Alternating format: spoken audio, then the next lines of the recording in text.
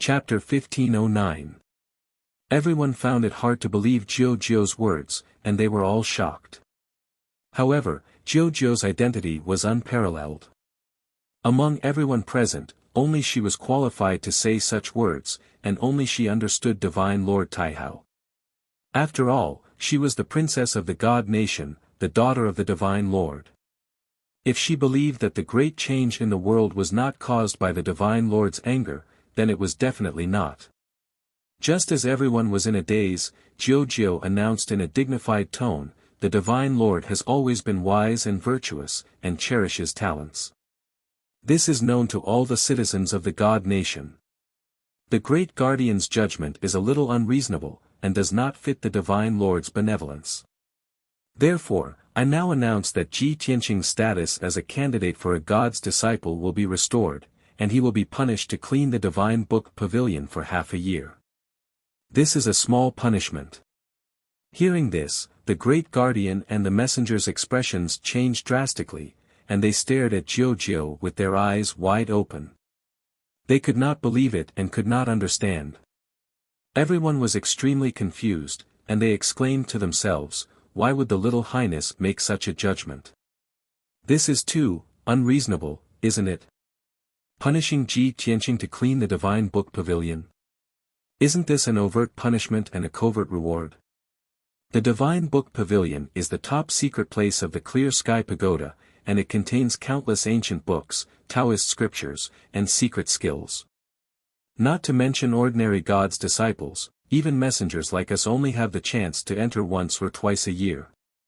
The Little Highness actually wants Ji Tianqing to clean the Divine Book Pavilion? Isn't this a great gift and reward? The Little Highness's decision must have a deeper meaning. What ability does this Ji Tianqing have to be able to obtain His Highness's protection and appreciation?" Not only the Great Guardian and the God Masters had complicated expressions, but their hearts were also filled with shock and confusion. There were also a few young geniuses who had heard of the Divine Book Pavilion of the Clear Sky Pagoda, and they knew that it was the holy land of books that the experts of the 6 nations dreamed of.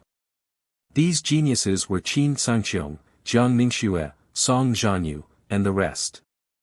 They frowned in confusion, and looked at Ji Tianqing with burning eyes. They were very wary of him. They were all very clear that Ji Tianqing must have some outstanding aspects, which was why he could cause such a big disturbance and even obtain the protection of the little princess. On the surface, punishing Ji Tianqing to the Divine Book Pavilion to clean was the little princess punishment for him. But in reality, this was a huge benefit. The thousands of ancient books and records in the Divine Book Pavilion, as well as all kinds of divine skills, were all open for Ji Tianqing to read and study. Even if the geniuses were to clean the Divine Book Pavilion, they would be more than happy to oblige. The Great Guardian frowned and pondered for a moment. He then cupped his hands and said to Jiujiu, "Your Highness, you're being too merciful by punishing Ji Tianqing like this." Without waiting for him to finish, Jiujiu waved her hand and said with a dignified expression, "I have already made up my mind. Carry it out immediately. There must be no mistakes." The words that the Great Guardian didn't say were all stuffed back down his throat. He could only respectfully bow and say, "Yes, sir." Then, the golden-armored guards carried the throne and left the square. The few divine envoys also brought the geniuses from the various countries out of the square and returned to their residences. The Great Guardian glanced at Ji Tianqing with a complicated expression before ordering the guards to escort Ji Tianqing to the Divine Book Pavilion. 2 golden-armored guards, one on the left and one on the right, escorted Ji Tianqing to the vast Heaven Pagoda. The Divine Book Pavilion was located at the top of the vast Heaven Pagoda. It was heavily guarded and a true divine level array was set up. Even if a martial saint expert came, they could not possibly force their way into the Divine Book Pavilion either. When Ji Tianqing trio walked to the bottom of the vast Heaven Pagoda and was about to enter the wide and solemn door, a team of golden-armored guards carried a throne and arrived outside the door of the vast Heaven Pagoda. On the half-moon-shaped throne sat a little girl who looked like she was carved from jade. It was Jiujiu. Ji Tianqing trio stopped in their tracks. The two golden armored guards hurriedly knelt down and bowed to Jiu. Jiu waved her hand, indicating for the two guards to retreat for the time being. She looked at Ji Tianqing with a somewhat complicated expression. With a calm tone, she warned, "Tianqing, I can only help you up to this point. I know that the God-disciple examination in half a year is very important to you. In this half a year, you can stay in the Divine Book Pavilion and work hard on your cultivation." Ji Tianqing naturally knew that Jiu punished him to clean up the Divine Book Pavilion as a special favor to him. He nodded to Jiu and said with a sincere tone, "Jiu, thank you for helping me so much." Jiu was still a little worried. She warned again, "Tianqing, since such a thing has happened in a vast heaven pagoda, I must return to the divine country to resolve this matter. The great guardian is a fair and strict person, and even a little unreasonable. After I leave, I may have to wait for a few months before returning. In this half a year, try not to go out. Just stay in the Divine Book Pavilion and don't have any conflicts with the great guardian." Ji Tianqing nodded with a calm expression and did not say anything. As for the truth of the matter, only he knew in his heart. Previously, he had already reprimanded the great guardian in front of everyone. At this moment, he did not want to explain anything. After that, Jiu bid farewell to him and left on the throne. Two golden armored guards brought Ji Tianqing into the vast heaven pagoda. The interior of the sacred and lofty vast heaven pagoda was also very solemn. The hall was vast and magnificent. Normally, the vast heaven pagoda's doors were always tightly shut.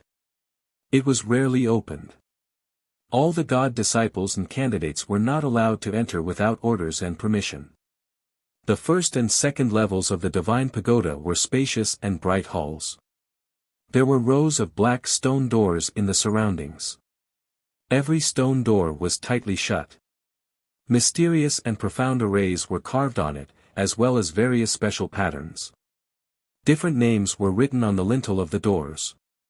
For example, Small Spirit Sky, Pure Jade Sea, Lava World, Ancient Desolate Desert and so on. Ji Tianqing roughly glanced at it.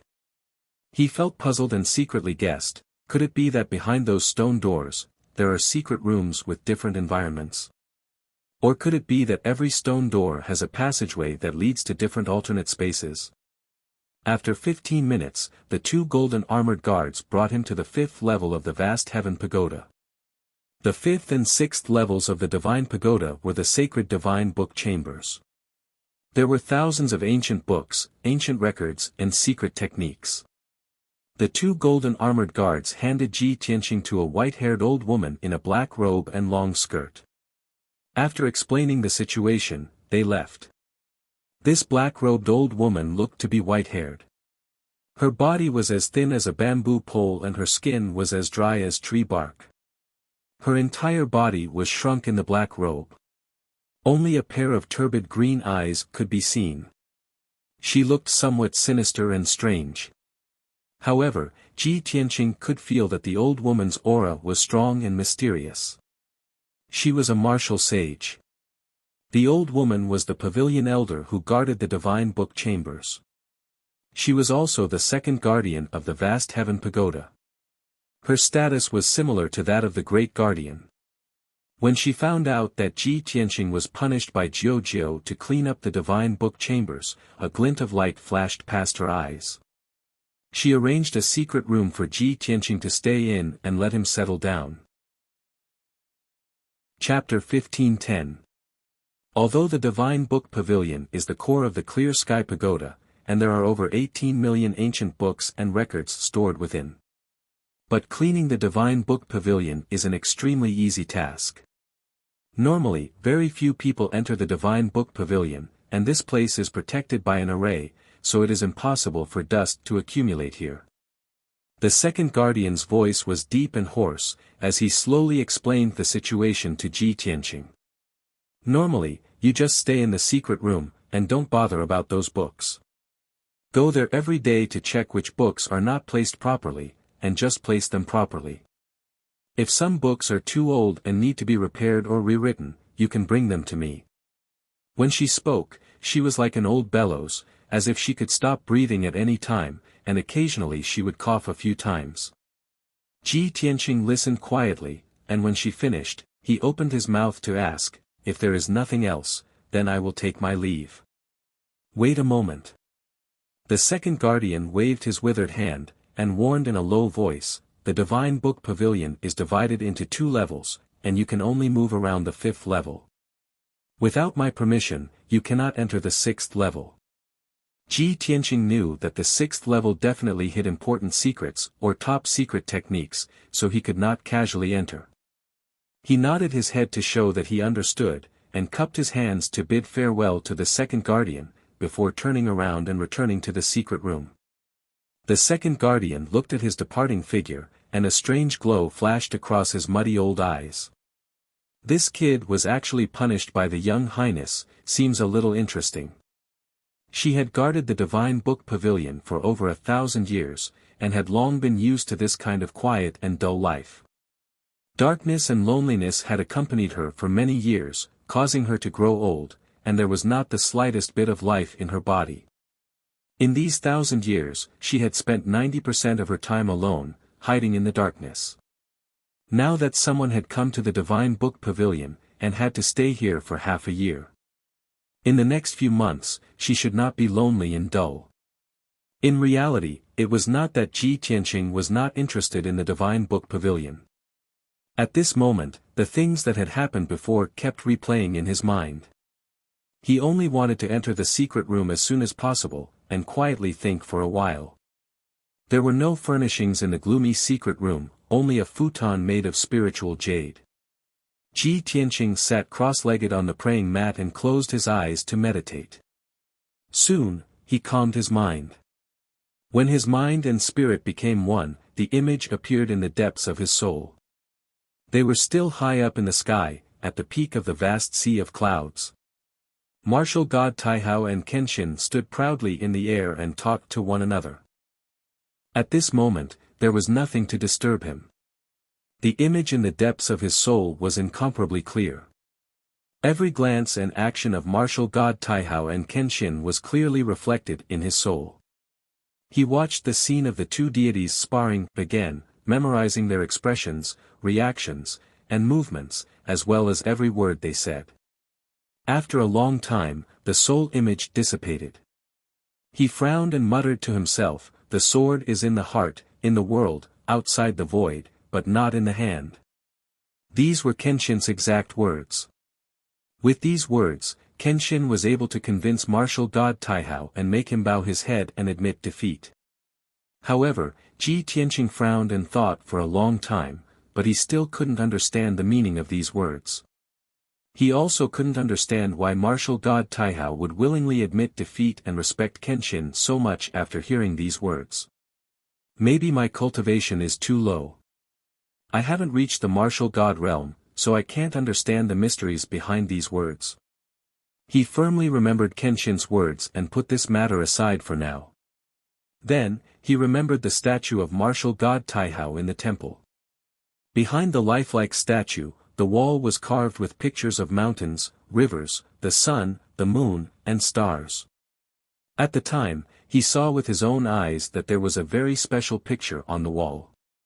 The picture was as big as a wash basin. The lines were simple and abstract, as if they contained some deep meaning. He carefully pondered for a while and came up with an answer in his mind. That special and mysterious picture, is it a kind of seal that represents Divine Lord Taihao's status and authority? In the world of martial arts, many powerful organizations, empires, and aristocratic families had their own emblems and seals to show their strength and noble status. A martial god like Divine Lord Taihao, one of the 3 overlords of the Shenwu continent, would definitely have a corresponding seal. When he thought of this, he immediately recalled the ancient book he had found in the imperial palace before leaving the Tianxian continent. At the end of the ancient book, there was also a mysterious seal. He compared that mysterious seal with martial god Taihao's seal and confirmed that they were not the same. What does the seal in that ancient book mean? Which organization does it represent? Ji Tianqing was full of doubts, but after thinking for a while, he came up with a solution. Right, this is the Divine Tome Pavilion, and it has a collection of more than 10 million ancient books. According to the second protector, the ancient books here not only record all kinds of divine techniques, but also the history and secrets of the Shinwu continent over the past 10,000 years. I'll go to the Divine Tome Pavilion to look for information. Perhaps I can find some information about that seal. After making up his mind, Ji Tianqing stood up and walked out of the secret room. He arrived at the 5th level of the Divine Tome Pavilion and looked at the thousands of neatly arranged bookshelves with an expectant gaze. There were more than 5,000 bookshelves in the spacious and bright hall, and they were divided into 5 different areas according to their categories. Some areas were filled with books on cultivation methods, some were filled with books on medicine and pills, and some were filled with books on the Tao of formations. He found the area that stored the history books and biographies and sat down cross-legged on the ground. He circulated his energy and released his divine sense, enveloping hundreds of bookshelves. There were more than 1 million books in this area, and flipping through them with one's eyes was definitely a huge undertaking.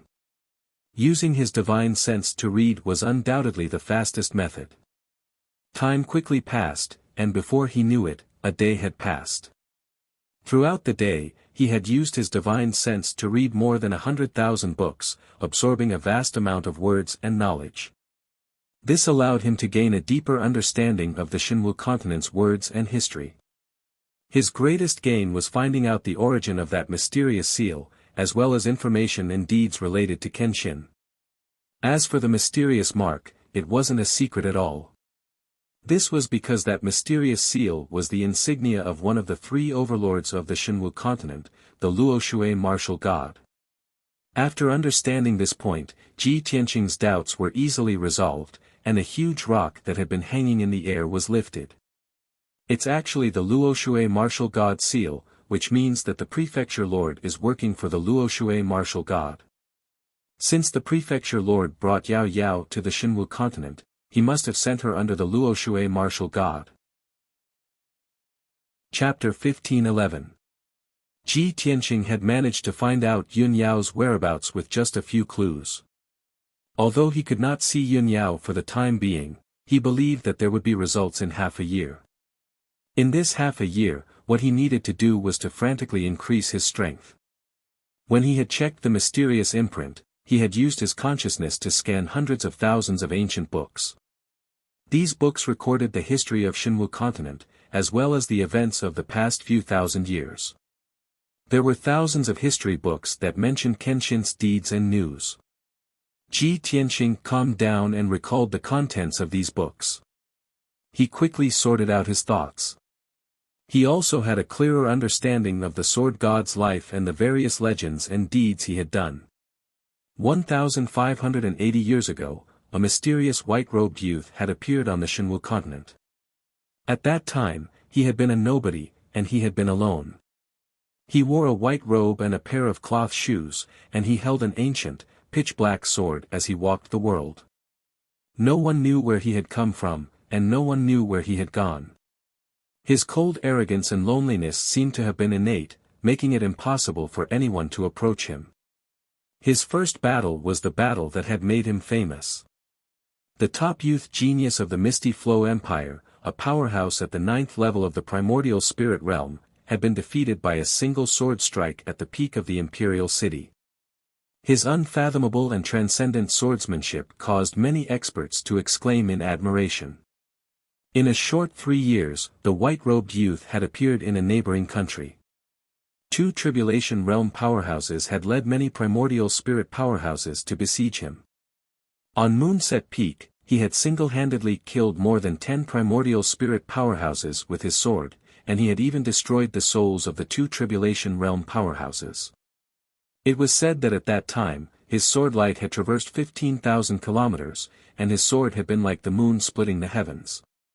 From then on, the white-robed youth had gained a name, and he was known as Kenshin. In the following 30 years, Kenshin was like a traveler, crossing over a dozen empires. The name Kenshin had attracted countless criticisms, as well as attacks for no reason. However, he had crossed over the territories of the three divine kingdoms and fought with various powerhouses. He had fought thousands of times, but he had never been defeated. From 3rd Tribulation Martial Lords to 5th Tribulation Martial Lords to 9th Tribulation Martial Lords, they were all defeated by his sword. He had once been surrounded and heavily injured, his blood staining the sky. However, he would rather break than submit and press forward courageously. 30 years later, when he arrived at the martial holy land of the Luo River divine nation, he was already a martial saint. From then on, people were surprised to find that the sword in Kenshin's hand had disappeared. No matter how strong his opponent or enemy was, he was always empty-handed. The mysterious black sword would only appear out of thin air at the critical moment of his battle with the enemy and defeat him with a single strike. Legend has it that Kenshin was carefree and unrestrained throughout his life. He was not bound by anyone and never owed anyone favors. After he had reached the martial sage realm, he had set up a training ground at the peak of the Pillar of Heaven's mountains and used the 9 heavens wind lightning flame to practice his swordsmanship. Furthermore, he had announced that he was inviting martial saints from all over the world to challenge him. In just 20 years, he had defeated more than 30 martial sages and had never been defeated. Kenshin's name was like the sun in the sky, and he had intimidated the entire Shinwu continent. He was second only to the 3 martial gods. However, for some reason, when his reputation was at its peak, he had disappeared for 20 years. No one knew where he had gone during those 20 years. However, when Ji Tianxing saw this information and combined it with the history he had learned in the Tianxian continent, he immediately guessed the answer. During those 20 years, Kenshin had gone to the Tianxian continent to suppress the ancient demon emperor. Many years later, in a secret realm of the Luo River divine nation, a divine light that covered the sky lit up. Half of the divine nation was covered by this light, and it did not disappear for 3 months. According to the historical records, this divine light was a phenomenon of a martial saint becoming a martial god. Not long after, a piece of shocking news spread from the Luo River divine nation's divine palace. Kenshin had returned. Moreover, Sword God and Luoshui martial god had fought in the 9 heavens and defeated Luoshui martial god in 3 moves. After that, Kenshin had even enlightened martial god Luo River, allowing him to comprehend on the spot and reach the realm of great perfection in his divine arts. When this news spread, the entire Shinwu continent was in an uproar, and Kenshin's name became well known. In the following years, it was said that martial god Taihao and martial god Tianjue had challenged Kenshin. However, without exception, they were all defeated by the sword god in less than 3 moves. From then on, Kenshin had become the undisputed #1 powerhouse, and he had even surpassed the 3 martial gods. After all, in the tens of thousands of years since ancient times, no one had been able to go from the primordial spirit realm to the martial god realm in just 80 years. This was the #1 monster that had never been seen before and would never be seen again. However, after Kenshin had reached the martial god realm, he had not stayed in the Shinwu continent for too long. 1,500 years ago, Kenshin had ascended from the peak of Tianzhu Mountain and left the continent for the higher realms. After this news spread, the world's powerhouses were once again in an uproar, and they all worshipped Kenshin to the extreme. The 3 martial gods and countless martial saints were even searching for the things that Kenshin had left behind, hoping to find a way to ascend to the higher realms. The historical records clearly stated that after the War of the Gods had ended in ancient times, this world had been sealed by the gods. The 5 continents had been isolated, and the heavens and earth had been sealed by invisible shackles, preventing anyone from ascending to the higher realms. In the 30,000 years since ancient times, several martial gods had appeared on the Shinwu continent. However, those martial gods had been restricted by the heavens and earth seal, and they had never been able to ascend. In the end, they could only die of old age, turning into withered bones and yellow earth, leaving behind endless regrets. Kenshin's successful ascension had brought hope to the entire world, and it had also allowed the powerhouses of the world to see the light. However, countless powerhouses had searched through everything related to Kenshin, but they had not been able to find any clues about how to ascend to the higher realms. Everyone had despaired, and in the end, they could only give up regretfully. For the next 500 years, the three martial gods had used some special methods to obtain information about Kenshin. It was said that Kenshin had explored the higher realms and reached the pinnacle of martial arts, becoming the ruler of the astral river. However, 1,000 years ago, a shocking piece of news had spread throughout the Shinwu continent. Kenshin had fallen. Kenshin, who had once been able to unleash a single sword beam and intimidate 30 nations with his sword chi, had actually fallen. When the news spread, the heavens and earth shook, and millions of warriors knelt on the ground and wept. Countless powerhouses were sad. In outer space, countless stars fell like raindrops, and this continued for 3 days and 3 nights. On the Shinwu continent, dark clouds covered the sky and did not disperse for 7 days. The most dazzling powerhouse had fallen, and the legend of the Way of the Sword had vanished. Kenshin's life story had come to an end, and Ji Tianqing gathered his thoughts and sighed with a heavy heart. In a short 80 years, he went from the primordial spirit realm to the martial god realm. The first person to ascend in 30,000 years, the ruler of the astral river. Chapter 15:12. Time passed silently. The following month passed in complete silence. Only Ji Tianqing and the second enforcer remained in the Divine Tome Pavilion. The second enforcer was nowhere to be seen, either napping in the darkness or resting with his eyes closed. The two rarely met, nor did they speak to each other. The entire Divine Tome Pavilion was so quiet that one could hear a pin drop. During this month, Ji Tianqing remained on the 5th floor of the Divine Tome Pavilion, not taking a single step out. He did not cultivate, but instead flipped through the ancient books on the various bookshelves. With his powerful perception and photographic memory, he quickly learned the Shinwu continent's language and knowledge, as well as its history and geography.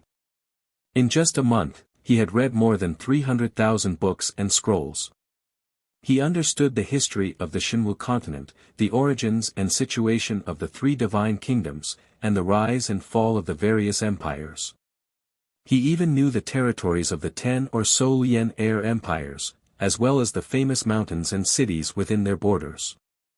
The ancients once said that reading 10,000 books was like walking 10,000 miles. Ji Tianqing remained in the Divine Tome Pavilion, not taking a single step out. In just a month, he had read more than 300,000 books, and it was as if he had traversed the entire Shinwu continent. This feeling of knowing the world and reaping bountiful rewards left him in a good mood. It would also be of great help to his future plans. At the very least, he would know where the Luoshui Divine Kingdom was and where the sacred land of martial arts was. If he left the Clear Sky Pagoda and went to the Luoshui Divine Kingdom to find Yunyao, which route should he take? Early in the morning, Ji Tianqing stood in front of the bookshelves as usual, quietly flipping through the books. The ancient black book in his hands was called Travels to the North, and it contained some records about the Pillar of Heaven. Just as he was engrossed in reading, a thin figure wrapped in a black robe silently appeared beside him. Under the loose black robe, half of the person's shriveled old face was revealed. She had a lock of white hair and a pair of turbid green eyes. It was none other than the black-robed old woman, the second protector. She glanced at the ancient book in Ji Tianqing's hand and couldn't help but frown. She opened her mouth and said, "Kid, for the past month, you've been reading books without sleep or food. This is a good thing. But, why don't you read all those supreme martial arts and secret skills? Instead, you read those useless history books and travel books all day long." Ji Tianqing was awakened by her voice. He turned to glance at her and nodded in greeting. Seeing his calm and indifferent look, the second guardian was a little angry. He said in a low voice, "Do you know how many gods' disciples and experts dream of entering the holy land of martial arts? There are millions of books on the bookshelf. You just have to pick a few to cultivate and it will benefit you for life. You little brat, you've wasted the young highness' good intentions and cultivation. You're actually so ignorant and ignorant. You're really disappointing. Her voice was low and hoarse. She looked at Ji Tianqing with eyes full of disappointment, as if she expected better from him. Ji Tianqing slowly closed the black ancient book and raised his eyebrows as he looked at the second guardian. He pointed at the bookshelves that stored the cultivation method manuals and asked, "Second guardian, are you asking me to read those cultivation method manuals?" "Humph, you know the answer. You're really a rotten wood that can't be carved." The second guardian looked angry and snorted with displeasure. Ji Tianqing shook his head and said indifferently, "Those cultivation method manuals are all mediocre. There's no need to look at them." "What?" The second guardian frowned and stared at him. A touch of anger flashed in his sharp eyes. "What an arrogant kid. You really don't know the immensity of heaven and earth. It's a pity that the young highness' efforts have gone down the drain." In the second guardian's view, Ji Tianqing was not only a piece of rotten wood, but also an idiot who didn't know what was good for him. She didn't want to argue with Ji Tianqing. She just felt that it was not worth it for the young princess. However, she didn't think that Ji Tianqing was telling the truth. The books in the Divine Book Pavilion were indeed worthless to him. There was no need to waste time looking at them. Compared to the Heavenly Book Pavilion in Kenshin's tomb, how could the books here be considered worthless? They were simply rubbish. In this Divine Book Pavilion, the only books that Ji Tianqing found useful were the history books and geographical travel notes. After a moment of silence, the second guardian's anger gradually subsided. She said coldly, "Just now, a guard came to report that the envoy of the White Knight Empire had escorted a batch of books to the foot of Mount God Bestowment. You immediately rush down the mountain to receive the books from the White Knight Empire and bring them back to the Divine Book Pavilion." Ji Tianqing had already stayed in the Divine Book Pavilion for a month. He knew where the 10 million books came from. The 6 empires had been collecting all kinds of books to offer to the Clear Sky Pagoda regularly.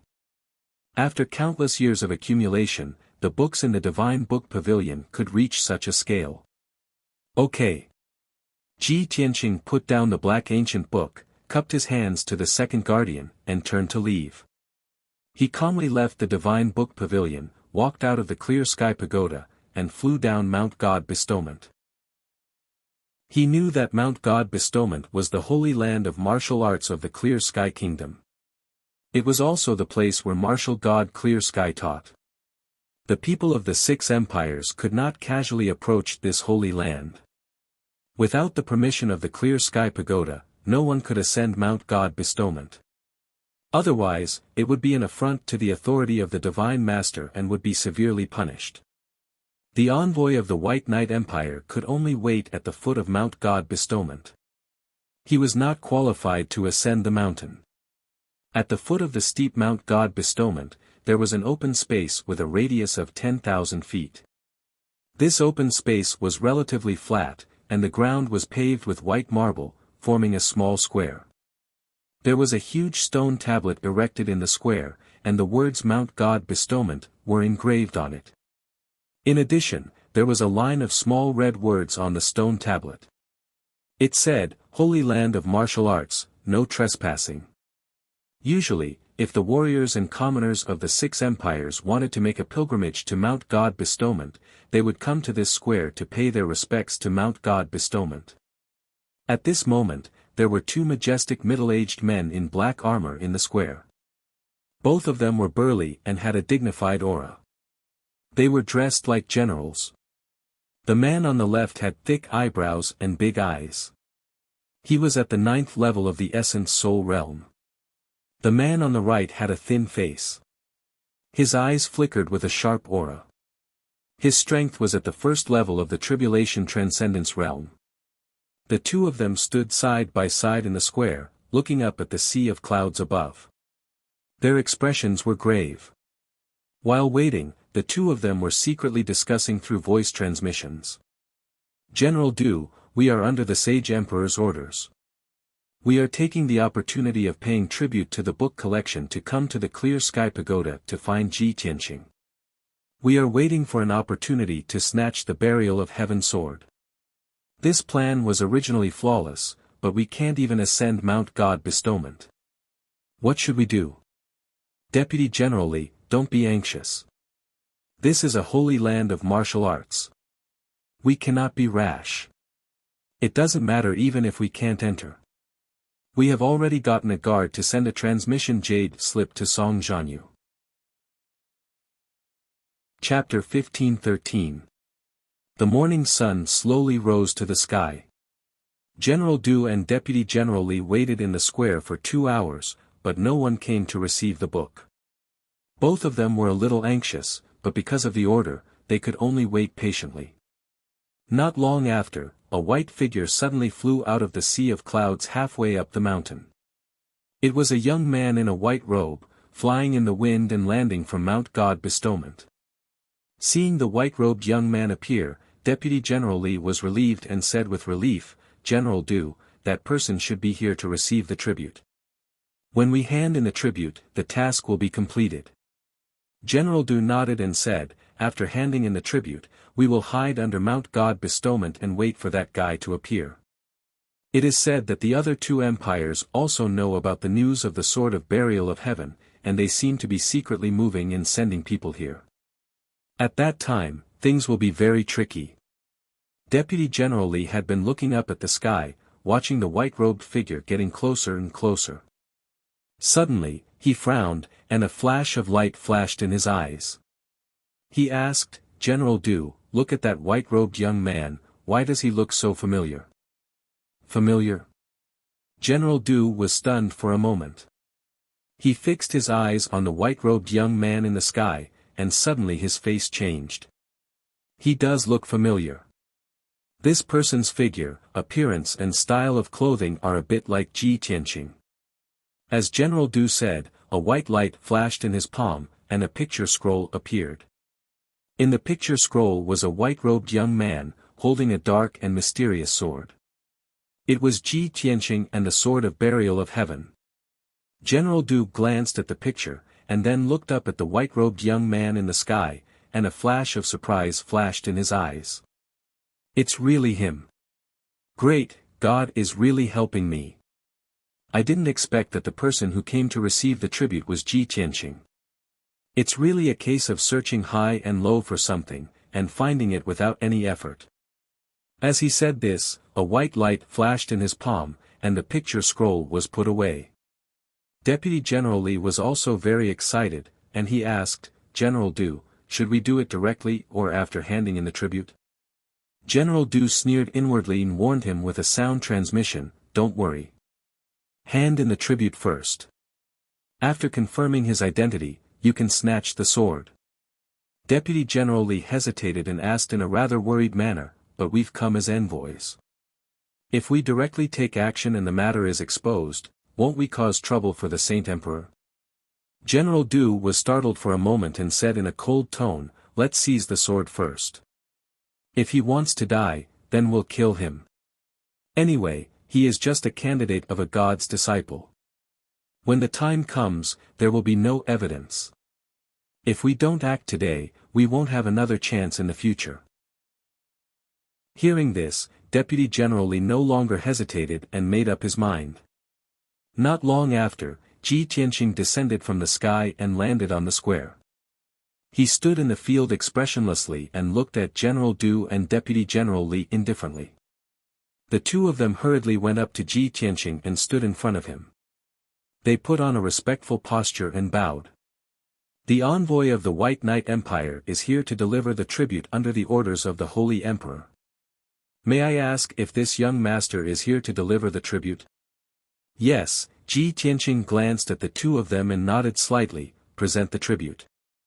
General Du quickly took out a black ring from his sleeve and handed it to him respectfully. "Young master, there are more than 7,000 books in this ring, including 2,000 volumes of alchemy books, 3,000 volumes of secret methods, and more than 1,000 volumes of array diagrams." General Du looked at Ji Tianqing with a smile and introduced the number of tributes to him. However, Ji Tianqing was not interested in this. He said with an indifferent expression, "Thank you for your trouble. Please go back." After that, he put away the black ring and turned to leave. "Wait!" General Du shouted and said, "Please tell us your name and let us know who the tribute is delivered to. It will be convenient for us to go back and report to the Saint Emperor." Ji Tianqing. Ji Tianqing said his name and flew to the sky without looking back. He was about to leave. After confirming Ji Tianqing's identity, General Du did not hesitate and immediately attacked. A golden light flashed in his palm and a dark golden sword appeared. He waved the sword at Ji Tianqing without any explanation. Swoosh! The incomparably sharp sword light instantly streaked across the sky and ruthlessly slashed at Ji Tianqing's back. Boom! In the muffled sound, the golden light splashed and Ji Tianqing was sent flying by the sword light. The white robe on his back had a large hole torn open by the sword light, revealing a shallow bloodstain that seeped with blood. Fortunately, his physical defense was strong and he was suddenly attacked, but he only suffered a minor injury. If it was an ordinary 5th level Essence Soul Master, he would have been cut in half on the spot. The sudden change made Ji Tianqing's face change dramatically. He turned around and looked at General Du and Deputy General Li, his eyes emitting a cold light. "You are courting death." He shouted angrily and immediately stabilized his body and stopped at the edge of the square. Swoosh! A black light flashed in his right hand and the sword of burial of heaven appeared in his hand, emitting a cold and powerful aura. "Ji Tianqing, if you know what's good for you, hand over the sword of burial of heaven and I can spare your life." General Du growled with a murderous look. Ji Tianqing heard and was shocked. These two know about the sword of burial of heaven? And they want to snatch my sword? Before he could think carefully, General Du and Deputy General Li had rushed in front of him. The two of them attacked him from the left and right, waving their swords and slashing out sword light that covered the sky and earth. Hundreds of crisscrossing sword light not only contained the power to destroy heaven and earth, but also flashed with traces of purple lightning. This was the proof of a Tribulation Realm Master. Ji Tianqing immediately frowned and looked serious. The mana in his body also burst out crazily. Dharma body of heaven and earth. He used his secret skill and drew the power of heaven and earth within 1,000 miles to condense an oval-shaped 5-colored shield to protect himself. The sword light that descended from the sky slashed the shield fiercely, causing a loud, kacha-kacha, sound to ring out.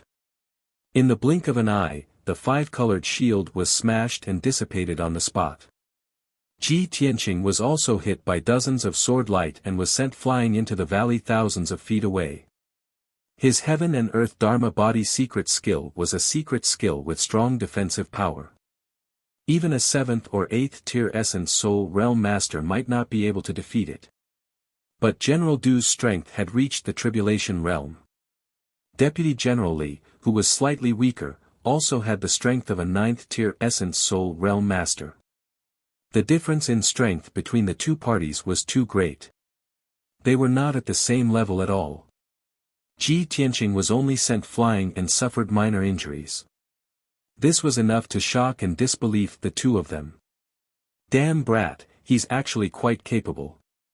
He only has the strength of an Essence Soul Realm Master, but he can withstand 2 of our attacks and not die. This is incredible. Cut the crap. Let's end this quickly and snatch the sword in his hand as soon as possible. General Du and Deputy General Li secretly communicated with each other through voice transmission. Then, they unleashed their full strength and rushed toward Ji Tianqing with murderous intent, besieging him with all their might. They knew very well that they were at the foot of Mount God Bestowment. The commotion caused by the two parties fighting would quickly alert the golden armored guards. Chapter 15-14. Ji Tianqing was sent flying 10 miles away, leaving the square and falling into the valley. Before he landed, General Du and Deputy General Li rushed over again, waving their swords and sending out dozens of sword auras, enveloping his figure. At the critical moment, Ji Tianqing used the spirit concealment step, and his figure disappeared instantly. He passed through the gaps between the sword auras and flew 10 miles away. However, General Du used the Heaven's Eye secret technique and immediately detected his tracks, and chased after him with his sword. Soaring Dragon of the Sky. General Du unleashed all of his power, waving his sword and sending out a sky full of golden light, which condensed into 200-meter-long golden light dragons, charging towards Ji Tianqing. Ji Tianqing's face was grim. He waved the Burial of Heaven's sword with all of his strength, thrusting out 7 dazzling sword auras. 7-star sword. The 7 blazing white giant swords, surrounded by violent lightning, pierced towards the 2 golden light dragons. Bang bang bang bang. With a series of muffled explosions, the golden light dragons and the sword auras exploded at the same time, turning into fragments that covered the sky and earth. The loud noise reverberated in the valley, the violent shockwave wrapped around the fragments, fiercely hitting the mountain walls and the ground. The ground was blasted open with a radius of more than 10 miles, and the surrounding mountain walls also cracked open with huge cracks. Ji Tianqing was once again sent flying 10,000 meters away, and before he could stabilize his body, Deputy General Li attacked from the side again. Whoosh whoosh whoosh. Dozens of sharp sword auras all pierced Ji Tianqing. His magical power shield immediately collapsed, and his whole body was also thrown out, crashing heavily into the mountain wall. A large crater was created on the mountain wall, and spiderweb-like cracks appeared, bursting out dust into the sky. Without waiting for him to recover, General Du and Deputy General Li rushed over again with murderous intent. The two of them wanted to use the most violent attacks to kill Ji Tianqing in the shortest time possible and take away the Burial of Heaven sword. Ji Tianqing was beaten back, and could only rely on the golden rock wings, the Burial of Heaven sword, and various secret techniques to resist the attacks of the two. However, the 3 of them did not know that there were 2 sharp eyes secretly staring at them. They were 2 black-clothed and bronze-masked powerhouses. They were hiding in a valley about 15 kilometers away. The 2 of them hid in a cluster of rocks, using a special secret technique to merge with the rocks, making it impossible for people to detect them. The 2 of them stared at the battle between Ji Tianqing and the other 2, and talked to each other through voice transmission. Those 2 guys claimed to be envoys of the White Knight Empire, using the opportunity of tribute, forcibly snatched the Burial of Heaven sword. They are really too arrogant. The thin black-clothed man asked the burly old man beside him, Wang Duozhu, aren't those 2 guys afraid of being exposed and bringing trouble to the White Knight Empire? The black-clothed man called Wang said in a playful tone, the Burial of Heaven sword is the first magic sword in the world, a treasure that countless strong men dream of. The White Knight Holy Emperor must have given a death order to let those 2 guys snatch the Burial of Heaven sword no matter what. Isn't our Lord Thousand Snow Holy Emperor the same? She wants us to snatch the Burial of Heaven sword at all costs, even by fair means or foul. The skinny black-clothed man asked anxiously, we have been lurking here for more than 20 days, and it's not easy to wait for Ji Tianqing to appear, we must not miss this opportunity. Wang, I think Ji Tianqing can't hold on any longer, when should we make a move? Deacon Sun, don't worry. Let Ji Tianqing and those 2 guys fight until both sides are injured. Then, we'll sit back and reap the benefits. Division Leader Wang's tone was filled with treachery. Deacon Sun was shocked and whispered in disbelief, both sides are injured. How is this possible? Even if Ji Tianqing has the Burial of Heaven sword in his hand, it's impossible for him to beat those 2. Wang shook his head gently and said in a firm tone, Ji Tianqing is the first genius of the Chu Yun Empire, his strength must be extraordinary. Moreover, the Burial of Heaven sword is Kenshin's sword, how can it only have this little power? Be patient and watch. Just as Division Leader Wang finished speaking, a heaven-shaking explosion suddenly came from the valley 15 kilometers away. A giant golden sword over 10,000 feet tall suddenly appeared and slashed viciously at Deputy General Li with a terrifying might. Deputy General Li was sent flying by the giant sword on the spot, vomiting blood as he flew 10 miles away, and smashed into the valley. The sudden change also startled General Du, and his face was full of disbelief. Ji Tianqing. You actually. How is this possible? Ji Tianqing stood in the sky with ragged clothes and disheveled hair, casting a spell to control the primordial spirit golden sword that was thousands of feet high. He stared at General Du coldly and shouted in a cold voice, "You too, as the envoys of the White Knight Empire, how dare you besiege and kill a candidate of the God's disciple at the foot of Mount God Bestowment? Aren't you afraid that the divine Lord Taihao will punish the White Knight Empire if this matter is exposed?" General Du held the sword in his hand, and his whole body was surrounded by electric light. He shouted in a contemptuous tone, "Ji Tianqing, don't flatter yourself. You're just a candidate of the God's disciple, and it's no big deal to kill you. The Divine Lord will never care about such a trivial matter, so how can he punish you? If you don't hand over the Burial of Heaven sword, you'll definitely die." As General Du spoke, his whole body surged with electric light, and the phantom of a giant beast that was thousands of feet high appeared behind him. The giant beast looked like a rhinoceros, but it only had one leg, and the two curved horns on its head were surrounded by purple electric dragons. This was General Du's primordial spirit Dharma Laksana, the legendary thunder beast Kuei Ox. His primordial spirit Dharma Laksana was very special, and it could control thunder and lightning. This was very rare, and countless strong men in the Tribulation realm were envious and in awe. General Du made a Taoist gesture with both hands, and the giant phantom of the Kuei Ox immediately condensed a huge ball of electric light, which locked onto Ji Tianqing's primordial spirit Dharma Laksana. "Are you going to hand it over or not?" General Du shouted angrily with a murderous look. Ji Tianqing also activated the giant golden sword with all his strength, and tit for tat with General Du he shouted in a deep voice, "You're delusional. Then go to hell." General Du roared angrily. The giant phantom of the Kuei Ox immediately released the ball of electric light with a radius of thousands of feet, and fiercely bombarded Ji Tianqing. Boom! In an instant, the giant ball of electric light bombarded Ji Tianqing's primordial spirit golden sword, and his figure was drowned. However, a scene that stunned General Du appeared. The power of thunder that he was proud of did not hurt Ji Tianqing. Instead, it burst into electric arcs all over the sky, and was quickly swallowed by the golden sword. After the dazzling purple light dissipated, Ji Tianqing's figure appeared, and he was unscathed. He stared at General Du coldly, and said in a contemptuous tone, "Showing off your slight skill in front of an expert." The next moment, he waved his hand and threw out the sword of Burial of Heaven, and shouted in a low voice, "Divine Sword Fusion." Suddenly, the dark and cold sword of Burial of Heaven expanded to thousands of feet in an instant, and merged with his primordial spirit golden sword. Chapter 15:15. General Du knew very well that the power of the Burial of Heaven must be terrifying. Seeing the fusion of the Burial of Heaven and the primordial spirit golden sword, his face suddenly changed, and his eyes were filled with anxiety and worry. With his strength and means, of course, he could kill Ji Tianqing.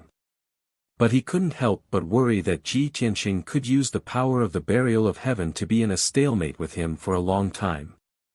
The huge commotion of the two sides fighting must have alarmed the guards on Mount God Bestowment. If he couldn't kill Ji Tianqing as soon as possible, the golden armored guards would soon arrive. By then, his plan would be in vain.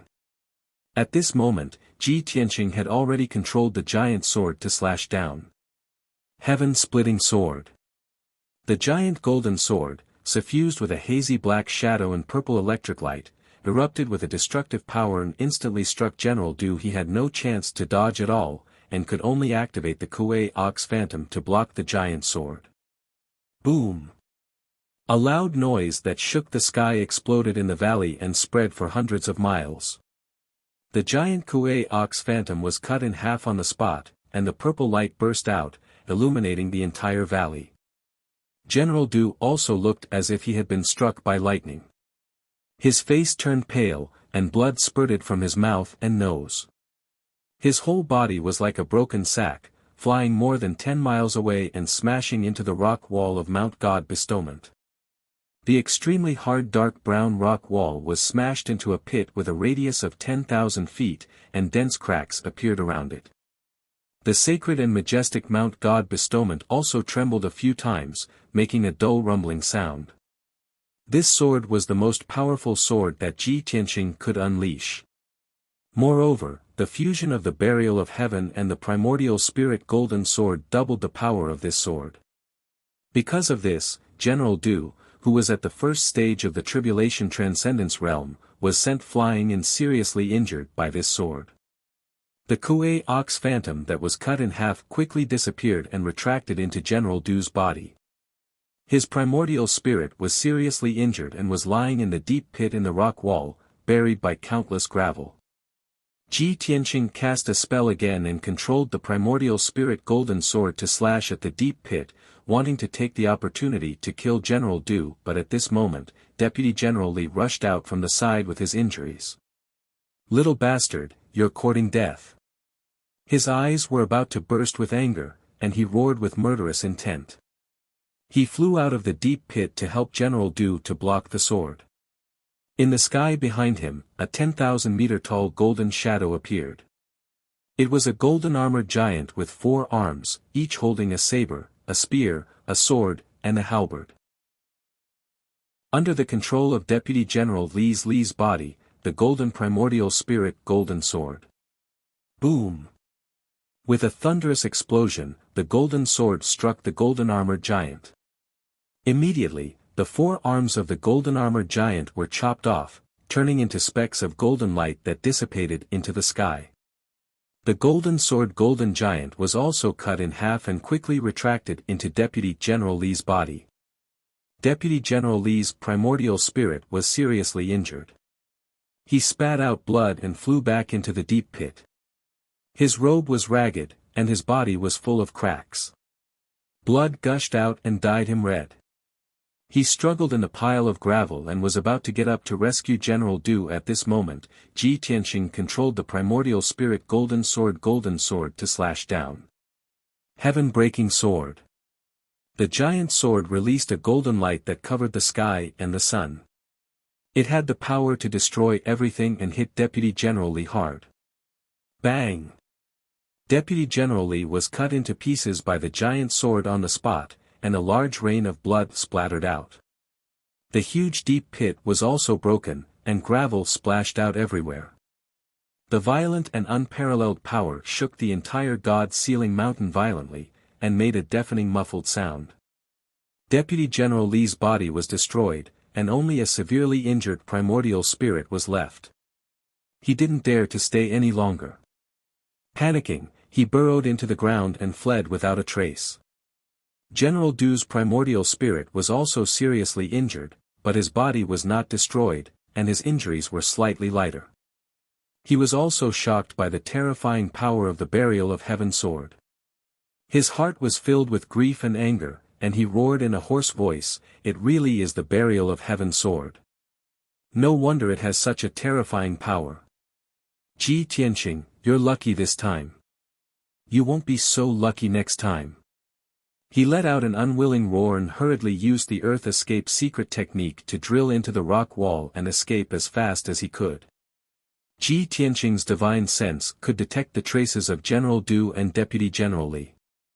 He knew that they were escaping underground. But he didn't chase after them. With his strength and means, it was not enough to kill General Du and Deputy General Li. He could seriously injure them because of the power of the burial of heaven sword. If he rashly chased after them, he would have to leave the range of God's sealing mountain. At that time, he would encounter greater danger. At the same time, in a valley 15 kilometers away, 2 black-robed experts witnessed the scene with their own eyes.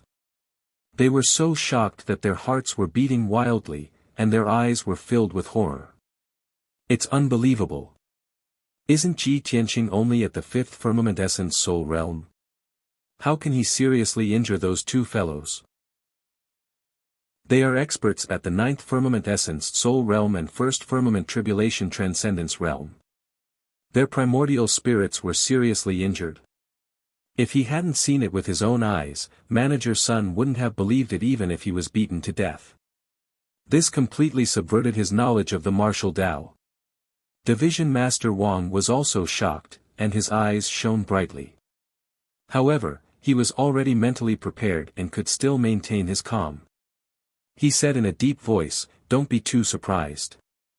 The one who seriously injured them wasn't Ji Tianqing, but the Burial of Heaven sword. After all, that's Kenshin's sword. It's only natural that it could kill them instantly, much less injure them." Manager Sun was filled with fear as he hurriedly asked, "Division Master Wang, are we still going to snatch the sword? The Burial of Heaven sword is so powerful, and we are only at the first firmament tribulation transcendence realm. I'm afraid we won't be able to withstand the terrifying might of the Burial of Heaven sword." Division Master Wang frowned and pondered for a moment before saying in a deep voice, "Of course we have to. Now is the best time to snatch the sword. That Burial of Heaven sword is incomplete, so its power is definitely limited. Ji Tianqing must have exhausted all his dermic powers in order to repel those two fellows. Now is the time when he is at his weakest. However, the guards of Mount God's ceiling will be arriving soon. We have to snatch the Burial of Heaven sword within 30 seconds. As he spoke, Division Master Wang silently left the rubble and flew towards Ji Tianqing. Manager Sun hesitated for a moment before hurriedly following. At this moment, Ji Tianqing had just retrieved the golden sword and the Burial of Heaven sword and was about to fly into the sky and return to the peak of Mount God's ceiling. The white robe he was wearing had not only become rags, but it was also stained with dust and blood. His long hair was disheveled, and his figure looked quite miserable and weak. In just 2 breaths, Division Master Wang and Manager Sun had crossed more than 30 miles and rushed behind him. Without any hesitation, the two instantly took out their weapons and magic treasures and launched an attack on Ji Tianqing. Division Master Wang held a treasured saber and slashed at Ji Tianqing's back with all his strength. Chapter 15-16. Division Leader Wang and Deacon Sun had both reached the first tier of the Tribulation Transcendence realm. Ji Tianqing was caught off guard by the sudden attack of the two. Division Leader Wang waved his saber and slashed out dozens of flaming blades, which shrouded Ji Tianqing's figure, preventing him from dodging. Deacon Sun's bronze crossbow was a supreme-grade Essence Soul Realm Dharma treasure. It was extremely powerful. The icy blue arrow shot out from the bronze crossbow was only 3 feet long. It was crystal clear and contained an extremely cold aura. The power of this arrow was extraordinary. It was enough to penetrate the Dharma body of a 9th-level Essence Soul Realm expert and destroy his Essence Soul Dharma idol. The most important thing was that the tiny arrows were not conspicuous in the sky full of flames. They were very well hidden. Ji Tianqing was about to use his sword to block the slash of the saber radiance when the icy blue arrow shot in front of him and was about to pierce his heart. At this critical moment, he suddenly felt a cold aura invading his body. It was as if his entire body was about to freeze. He reacted almost instinctively and immediately spread his golden wings to protect himself. Clang! The golden rock's wings had just closed when the icy blue arrow pierced the golden wings. There was a crisp sound of metal clashing. The icy blue arrow instantly shattered into hundreds of ice shards. The golden rock's wings also trembled violently and flashed with a dark golden light. Immediately after, more than a dozen powerful flaming blades struck the pair of golden wings. There was another dull sound. Ji Tianqing was sent flying and smashed into the ruins not far away. The golden wings trembled violently and the golden light dimmed a little. It was obvious that their power had weakened a lot. Upon seeing this, Division Leader Wang and Deacon Sun frowned their eyebrows, as their eyes flickered with excitement. The two of them had been hiding under Mount God's ceiling for more than 20 days. They had patiently watched the battle and waited until the last moment to attack. Originally, they were confident that they would be able to kill Ji Tianqing with a single strike. However, they did not expect that Ji Tianqing, who was already at the end of his rope, still had a trump card that could block their fatal attack. Swoosh! With a flash of golden light, Ji Tianqing unfolded his golden rock wings and revealed his body. He flew out from the rubble ruins and stared at Division Leader Wang and Deacon Sun with a sharp gaze. His entire body emitted a killing intent that soared to the heavens. With a cold voice, he shouted, "You too also want to steal the sword?" Division Leader Wang and Deacon Sun were startled for a moment. Their eyes under the bronze masks revealed sinister sneers. "That's right. Since you know, why don't you hand over the sword of burial of heaven?" Ji Tianqing furrowed his brows. Many questions popped up in his mind, and anger surged in his heart. Of course, he knew that these two masked men in black were not in cahoots with the previous two. However, he could not understand how these people knew that he had the sword of burial of heaven. Why would these two groups of people take such a huge risk to kill people at the foot of Mount God Bestowment and steal the sword? Division Leader Wang and Deacon Sun didn't give him any time to think. They immediately brandished their treasured sabers and released their bronze crossbows to attack him. Sky Saber Splitter! Division Leader Wang shouted angrily. He held the black treasured saber with both hands and slashed out 81 times in an instant. Each saber light was hundreds of feet long. They flickered with golden light and were extremely sharp and domineering. The 81 saber lights formed a crisscrossing saber net that descended from the sky toward Ji Tianqing. The saber net sealed the area within a radius of 10 miles, leaving him with no way to escape. Deacon Sun also activated the bronze crossbow with all his strength. He released 3 dark golden arrows that shot toward Ji Tianqing's forehead, throat, and heart. Ji Tianqing was in a perilous situation. If he couldn't block the saber lights and arrows, his life would be in danger. At this critical moment, he didn't hesitate to use the primordial spirit golden sword and took out the sword of burial of heaven. "Burial of heaven, lend me a hand." He used his divine thought to send a message to the sword soul of burial of heaven. In the next moment, the sword of burial of heaven expanded to 1,000 feet tall and merged with the primordial spirit golden sword again. Then, his body emitted a golden light that shot into the sky. His body turned into a dazzling brilliance and merged with the primordial spirit golden sword. The primordial spirit golden sword was formed by the fusion of the primordial spirit, the sword of burial of heaven, and Ji Tianqing. Its power had reached its peak. White Tiger Sacred Sword. Following a roar that sounded like a tiger's roar, 1,000 feet long golden sword released a huge white tiger shadow that slashed toward Division Leader Wang and Deacon Sunday.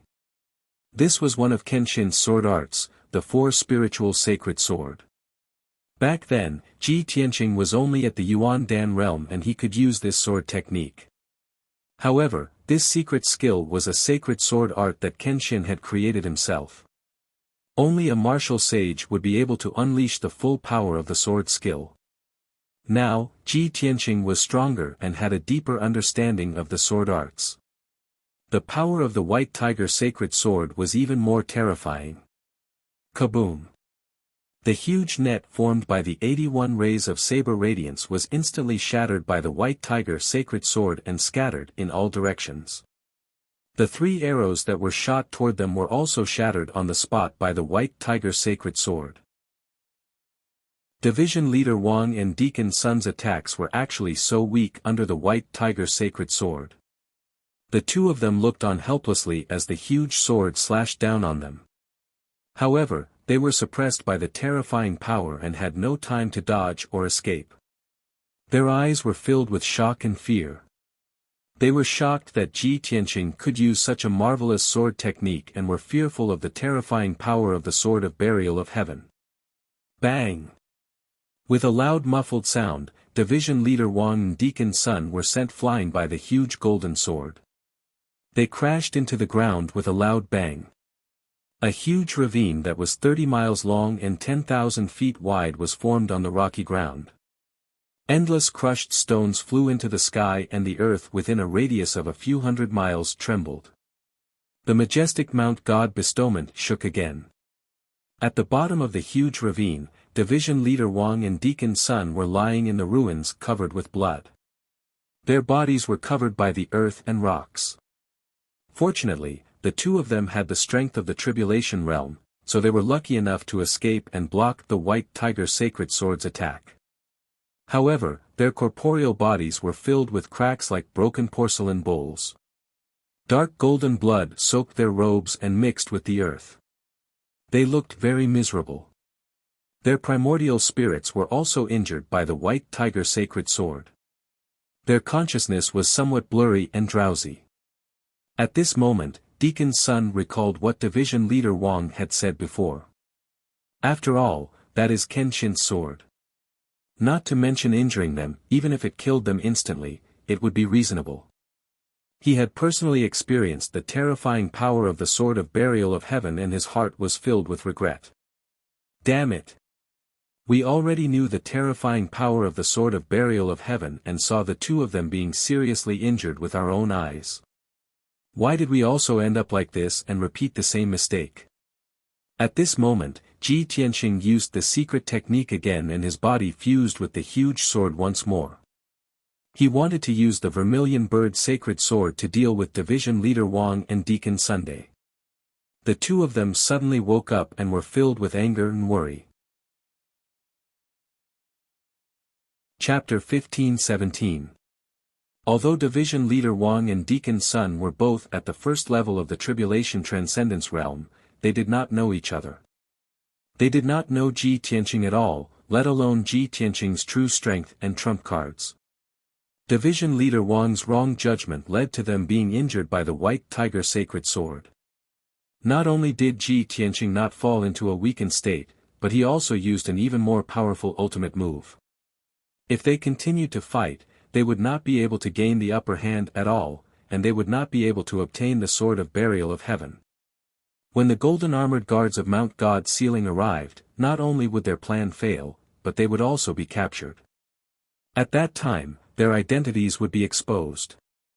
Swoosh! Swoosh! The two of them flew into the sky with all their might, turning into two streams of light and quickly disappearing into the horizon. With Ji Tianxing's strength, he could not catch up to them at all. He could only watch as they escaped. Swoosh! The golden light faded, and his figure appeared, standing in the sky. The Sword of Burial of Heaven and the Essence Soul Golden Sword quickly separated, shrinking thousands of times, and returned to his body.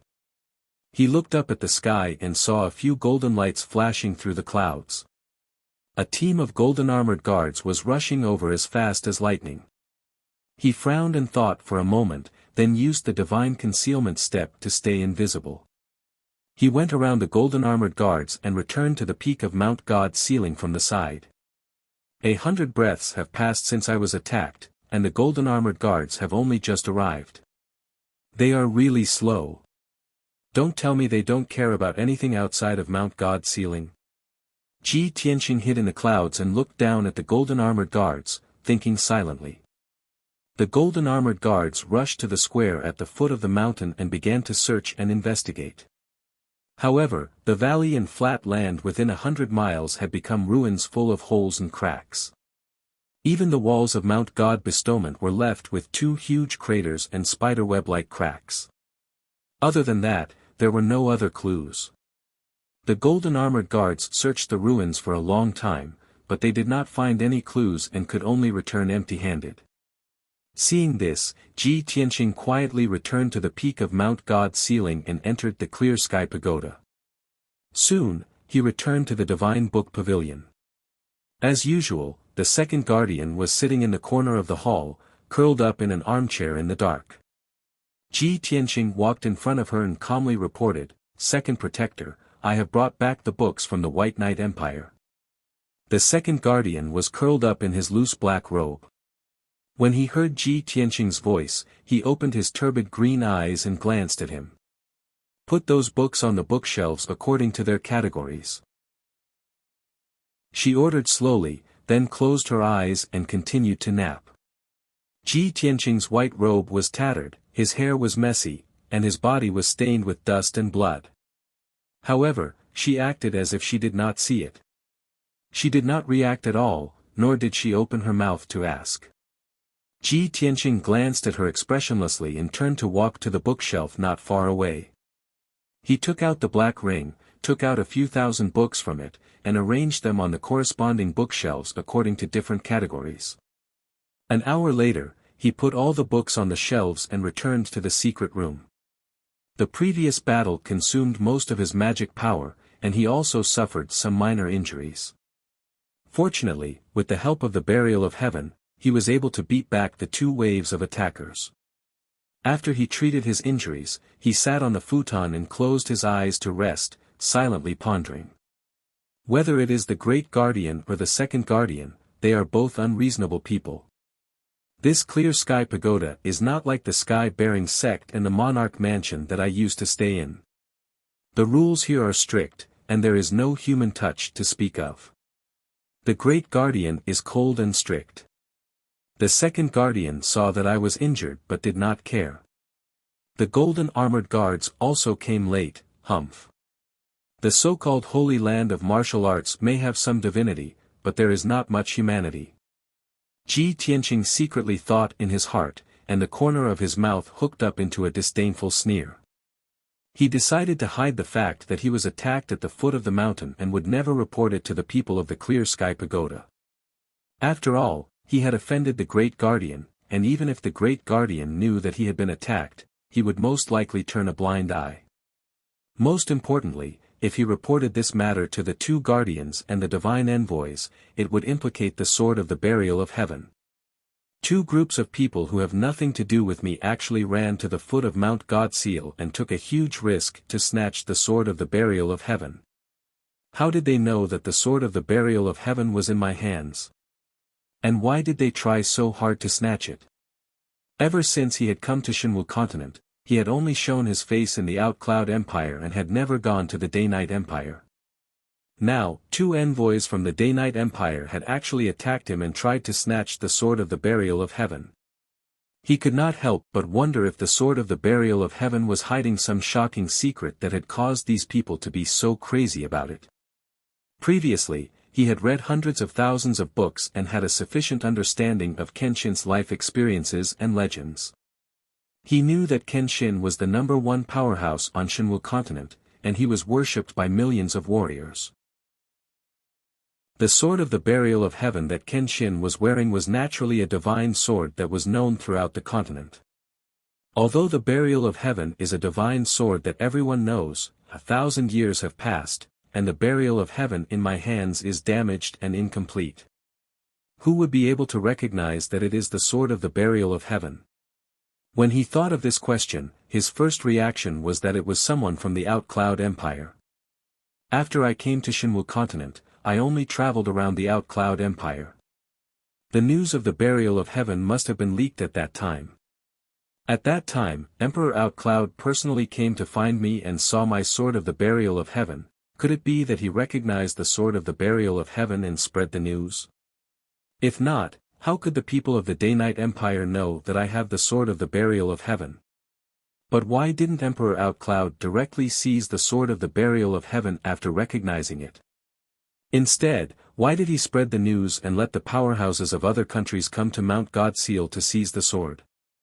Ji Tianqing analyzed the situation for a while and determined that it was Emperor Outcloud who had recognized the Sword of the Burial of Heaven and spread the news.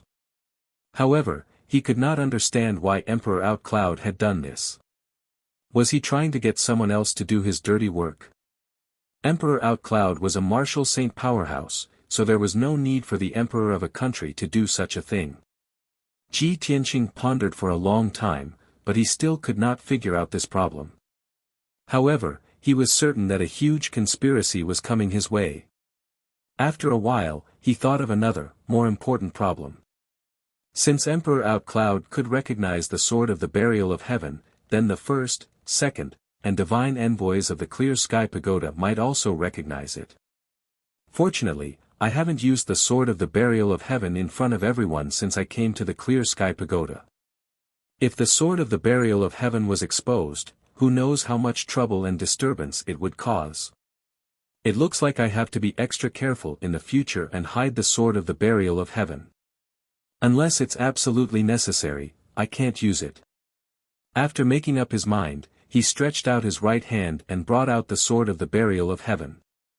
Just as he was about to put the sword of the burial of heaven into his spatial ring, a clear voice rang out in his mind.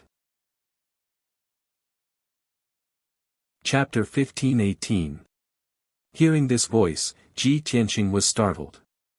Soon after, he smiled and sent a voice transmission, "Qian Yu, you've already finished your seclusion." The voice transmission came from Qian Yu.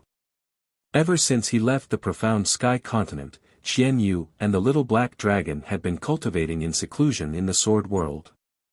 Qian Yu's clear voice rang out in his mind once more, 20 days ago, I finished my seclusion and my strength has increased by a great deal. Old Ji, come in quickly, I've made a great discovery. A great discovery? Ji Tianqing raised an eyebrow, his interest piqued. He opened the entrance to the sword world and his figure flashed into the sword world, appearing in the sky above peaceful Earth City.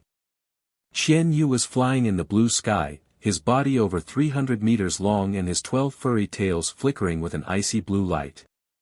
After not seeing him for a long time, Ji Tianqing sized him up and found that his strength had reached the 5th layer of the spirit-refining realm. When Qian Yu saw him, she hurriedly flew over, her clear eyes filled with excitement. Old Ji, come with me, I'll take you to a place. As he spoke, he carried Ji Tianqing on his back and flew towards the northeast of peaceful Earth City. Ji Tianqing was a little confused and asked, Qian Yu, where are you taking me? What did you discover? Qian Yu flew through the sky as fast as lightning and said, Old Ji, the sword world is growing every day, constantly expanding its space. You should know this, right? Of course.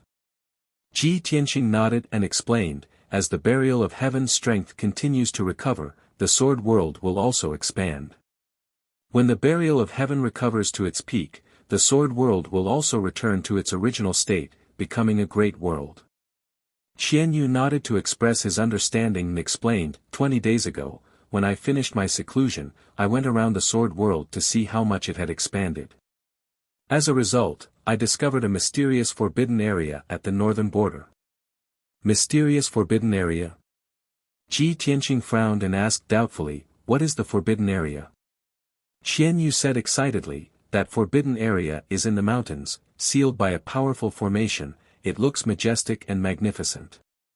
Unfortunately, with my strength, I can't get close at all, nor can I see the situation inside the forbidden area. Hearing what it said, Ji Tianqing became more confused and expectant. He said seriously, take me to see it. Qian Yu sped up, crossing one majestic mountain range after another, rushing towards the end of the horizon. About 2 hours later, Qian Yu finally reached the end of the sword world. Boundless darkness appeared in the sky and on the ground in front of him. It was like an icy void. In the mountains next to the dark zone, there was a huge valley with a circumference of over 200 miles. The valley was surrounded by towering mountain ranges, and it looked like a coiled dragon. In the flat valley, there was a huge light shield with a circumference of 100 miles. It emitted a 7-colored divine light and an incomparably powerful aura. Ji Tianqing and Qian Yu came to the top of the valley. They stopped 1,000 feet in the air and looked down at the entire valley. The 7-colored light shield with a circumference of 100 miles was shining with a dazzling brilliance. The light shield was very thick and was not transparent. The situation inside was faintly discernible, making it difficult to see clearly. Invisible shockwaves were emitted from the 7-colored light shield and spread in all directions. Ji Tianqing observed for a moment and saw that this was an incomparably powerful divine-level formation. Perhaps only martial gods could activate it. The invisible shockwaves were just the natural fluctuations of divine power when the divine-level formation was in operation. But to Qian Yu, this power of the shockwaves was terrifying enough. It stopped 1,000 feet in the air, desperately resisting the shockwaves, but it seemed to be very difficult. Every time the shockwaves swept past, its huge body would tremble and burst out with an icy blue brilliance. It would consume a large amount of magic power to stay here for even a breath of time. Ji Tianqing saw that it was very uncomfortable and asked it to retreat far away.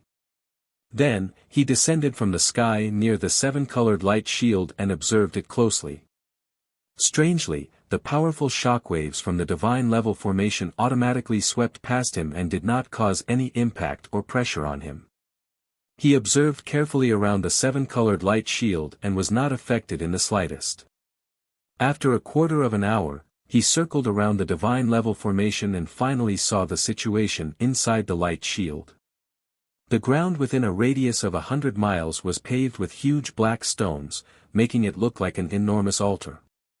At the top of the altar, there was a huge black stone tablet that was 1,000 meters tall.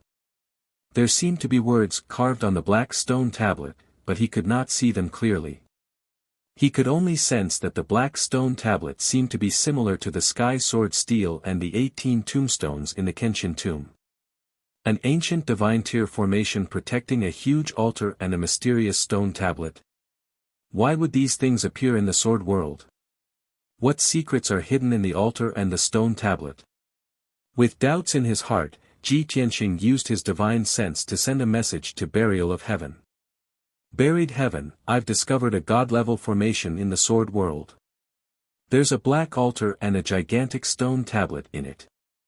Do you know what this grand formation, altar, and stele are? Burial of Heaven seemed to ponder for a while before replying in a solemn tone, "Look carefully at the altar and stone tablet, what do you think they look like?" Ji Tianqing stared at the huge altar and stone tablet in the light shield. After a few careful glances, he suddenly frowned. Why do this altar and stone tablet look like a tomb? That's right, Burial of Heaven said in a low voice, that is a tomb, a Kenshin tomb. Ji Tianqing's brows immediately knit together. With a strange expression, he asked, Burial of Heaven, that can't be right, right? Isn't the real Kenshin tomb inside my body? Burial of Heaven said in a solemn and respectful voice, there is something I didn't tell you.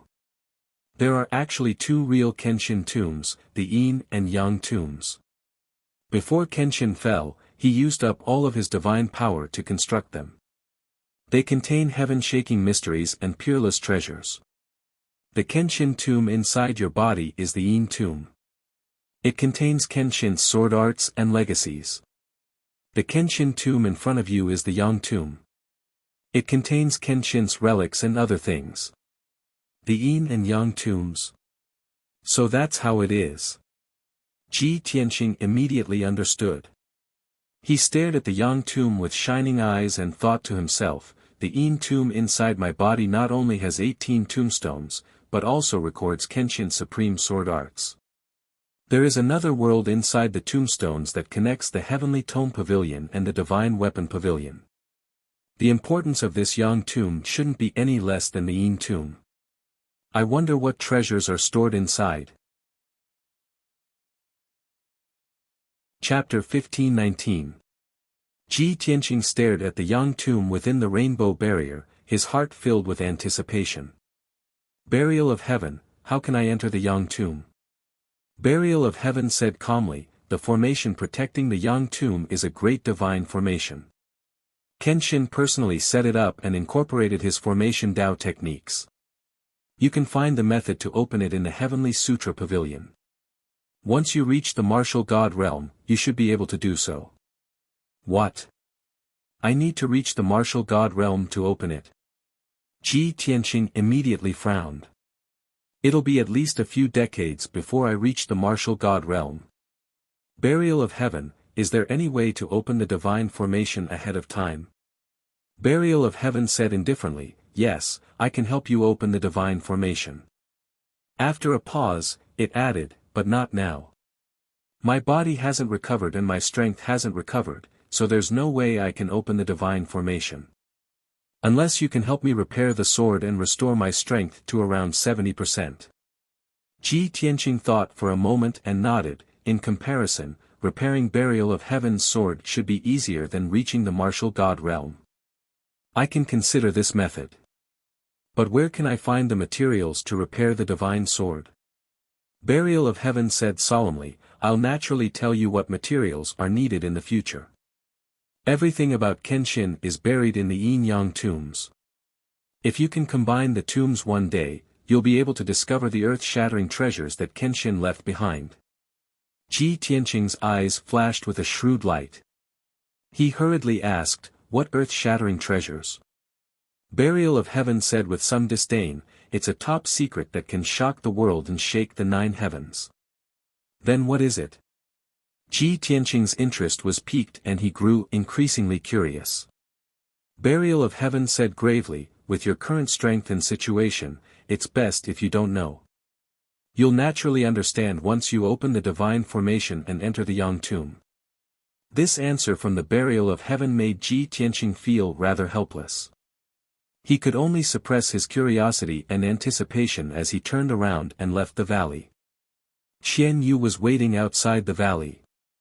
When he saw Ji Yunshu come back, he quickly greeted him and asked, Old Ji, how was it? Did you find any clues? We'll talk about it when we get back. Ji Tianqing flew onto its back and ordered it to return to the peaceful soil city. An hour later, he brought Qian Yu back to the peaceful soil city and used a secret sound transmission technique to summon the Golden Mountain King. After a short conversation, Ji Tianqing realized that the Jinshan King did not know about the 7-colored array. Therefore, he warned the Jinshan King, the Great Formation in the valley is a powerful divine grade formation. It is extraordinarily powerful. Don't let anyone get close to it to avoid being accidentally injured. The Jinshan King cupped his hands, indicating that he would do as he was told. Ji Tianqing then turned to Qian Yu and said, Qian Yu, you don't have to go there anymore. It's too dangerous. Qian Yu naturally nodded in agreement. Soon after, Ji Tianqing left the peaceful soil city and flew to the mountains in the west to visit the little black dragon. According to Qian Yu, the little black dragon found a miraculous pool in the depths of the mountains in the west. There seemed to be a spring in the pool that gushed out spiritual water, making the entire pool seem like a paradise. Ever since the little black dragon discovered the pool, it had been coiled up in the pool, unwilling to leave. It had been cultivating in the pool the entire time. Ji Tianqing was curious and wanted to see it for himself. The sword world continued to expand, and many wondrous things appeared. This small world was no longer monotonous and became colorful. He was looking forward to the future. When the Burial of Heaven recovered its strength, the sword world would expand into a complete large world. At that time, there would be even more wondrous things, right? An hour later, he flew to the depths of the mountains in the west. When he was still a few hundred miles away, he saw a 5-colored auspicious cloud in the sky in front of him. This auspicious cloud was over 100 miles in radius and was suspended between several towering mountains. It did not dissipate even when the wind blew. The 5-colored auspicious cloud was formed from the dense spiritual energy of heaven and earth. It constantly condensed drops of 5-colored spiritual liquid that sprinkled down like rain. Below the auspicious cloud was a lake that was several dozen miles in radius and was surrounded by towering mountains. Looking down from the sky, this lake was like a mirror. There were many clouds floating above the lake, creating a scene of rosy clouds. Upon closer inspection, one would discover that the lake water was faintly 7-colored and contained dense spiritual energy of heaven and earth. Ji Tianqing flew to the air above the lake. He looked around and saw some clues. 5 mountain ranges intersected here, forming a deep valley in the middle. After it was filled with water, it turned into a lake. There are 5 tall mountains around the lake, occupying the positions of the 5 elements and forming a natural 5 elements array. This is where the spiritual energy of the 5 elements gathers and is a natural land of spirit veins. No wonder there is a spirit spring here. The little black dragon is really lucky to be able to find this natural spirit vein and gather the spiritual energy of the 5 elements in a radius of several 100,000 miles to help it cultivate and become stronger. He muttered to himself, a gratified smile appearing on his face. The surrounding mountains were protected by the 5 peaks. The lake water was as calm as a mirror and clouds slowly flowed in the air. There were also 5 colored auspicious clouds in the sky that constantly sprinkled spiritual rain. It was truly a peaceful land of treasures, like a paradise. Ji Tianqing observed for a while before calling out to the calm lake, "Little black dragon, come out and meet me." As his voice fell, the originally calm center of the lake gradually rippled, spreading out in all directions. In a few short breaths, the lake water in a radius of 10 miles seemed to be boiling as huge waves surged. Then, a huge black shadow emerged from the water and broke through the water surface with a splash, flying into the sky. Roar! A resounding and majestic dragon roar resounded, echoing between the mountains.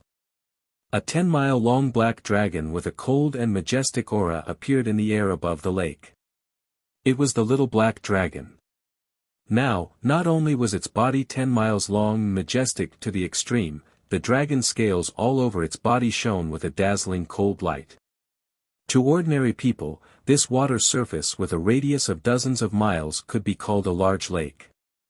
However, compared to the huge body of the black dragon, this water surface could only be called a pool.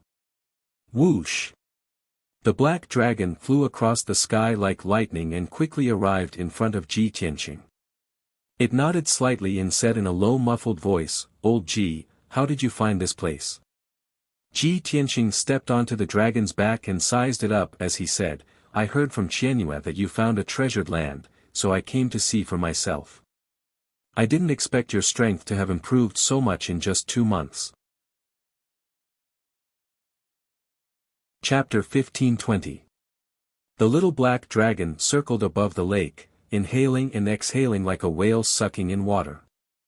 It had a leisurely look on its face, and its tone was full of joy. "Old Ji, I talked to Qianyu before, and my situation is the same as hers. I don't know why, but ever since we broke through to the spirit refining realm, it's as if we've awakened our bloodlines, gained intelligence, and innate gifts. Our cultivation speed has increased by leaps and bounds. Before, we thought that it was the sacred phoenix heart's powerful effects that brought about such changes. But now, I feel that it's not just the sacred phoenix heart's effects. There might be other reasons as well."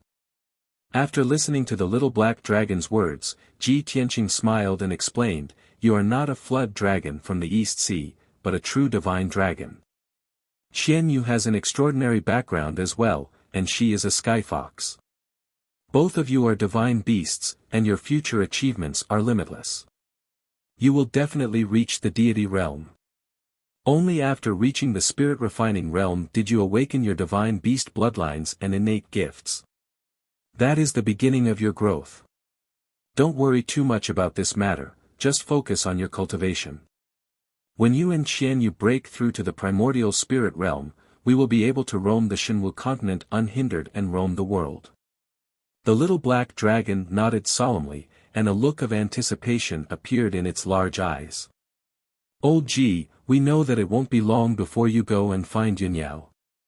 At that time, you will definitely encounter many dangers and obstacles, so we have been cultivating diligently. We hope that we can help you in the future." Hearing its serious and sincere words, Ji Tianqing's heart warmed slightly, and he nodded. "All right, I also look forward to the 2 of you becoming stronger as soon as possible and roaming the world with me." He chatted with the little black dragon for a while longer before leaving the 5 elemental spirit lakes. Not long after, he exited the sword world and returned to his private room to continue cultivating. It was late at night, and not a sound could be heard.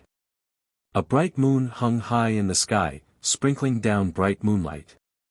At the peak of Godseal Mountain, the 6 palaces that housed the geniuses of the 6 nations were still lit. Within the day-night palace, in a dark room, there were specks of dazzling multicolored light. A young man in a black robe was sitting on a futon made of spiritual jade. This person's figure was tall and straight, and his face was like jade. He wore the attire of an elegant young master, and his bearing was rather noble and refined. He was the number one genius of the White Knight Empire, the seventh son of the White Knight Holy Emperor, Song Jianyu. At this moment, he was holding a white communication jade slip with both hands, which was flashing with white light. The jade slip recorded a secret order from the White Knight Holy Emperor. After he finished reading the order with his divine sense, he frowned and began to ponder. After a long time, he put the jade slip into his interspatial ring and murmured with a complicated expression, Ji Tianqing, the sword of burial of heaven. Who would have thought that the world's number one divine sword would be in his hands? This person was the number one genius of the Chu Yun Empire. The great emperor of the Chu Yun Empire actually did not discover that he possessed the sword of burial of heaven and allowed him to come to the clear sky pagoda. Was this the will of the heavens?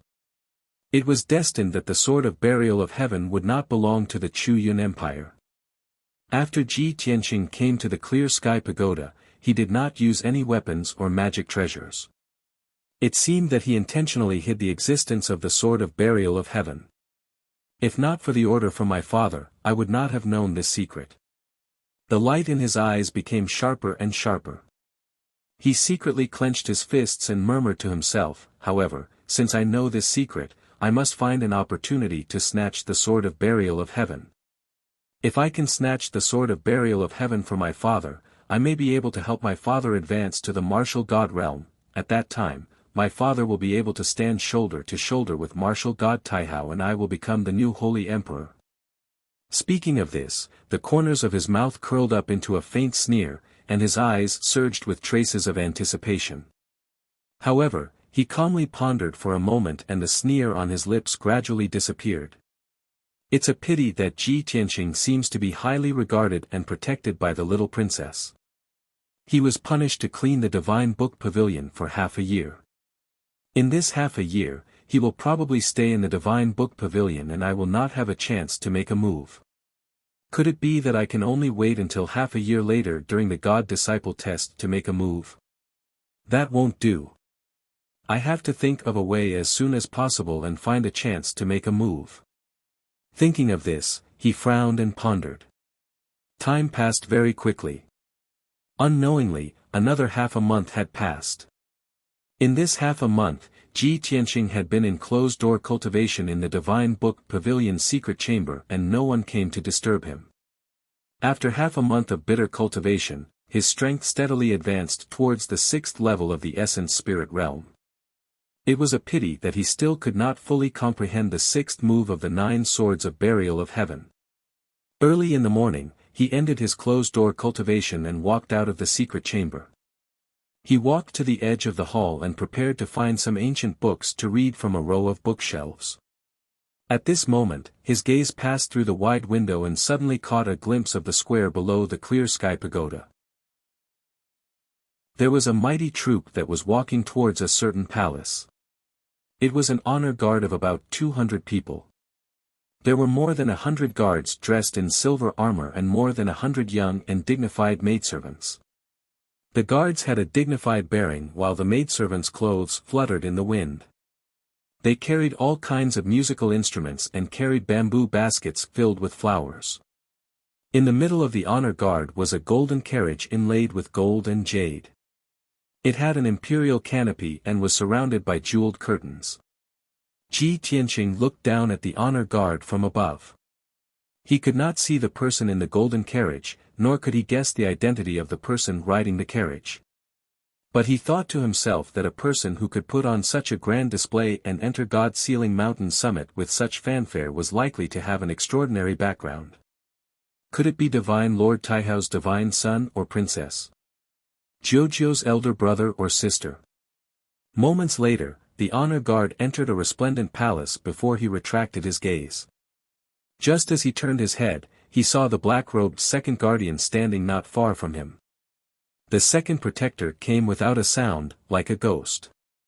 The pair of turbid eyes under the black robe were also staring at the square below the clear sky pagoda, watching the honor guard enter the palace. Ji Tianqing hesitated before asking, "Second guardian, that troop just now, whose honor guard is it?" Second guardian looked out of the window expressionlessly and said in a hoarse and calm voice, "It's the crown prince of the Thousand Snow Empire, Lu Li. He was once a disciple of the Clear Sky Pagoda. After he achieved great success, he left the Clear Sky Pagoda and returned to the Thousand Snow Empire to be conferred the title of Crown Prince. Every 3 years, he will return to the Clear Sky Pagoda to pay his respects to Divine Lord Taihao in the temple. But he will first stay in the Temple of Tranquility for 7 days. After 7 days of cleansing, he will go to the temple to pay his respects." "I see." Ji Tianqing nodded to show that he understood. Second guardian showed a gratified expression and continued, "Lu Li is very outstanding. He has come to the Divine Book Pavilion countless times, flipping through books without sleep or food. He has also consulted me many times about Taoist scriptures."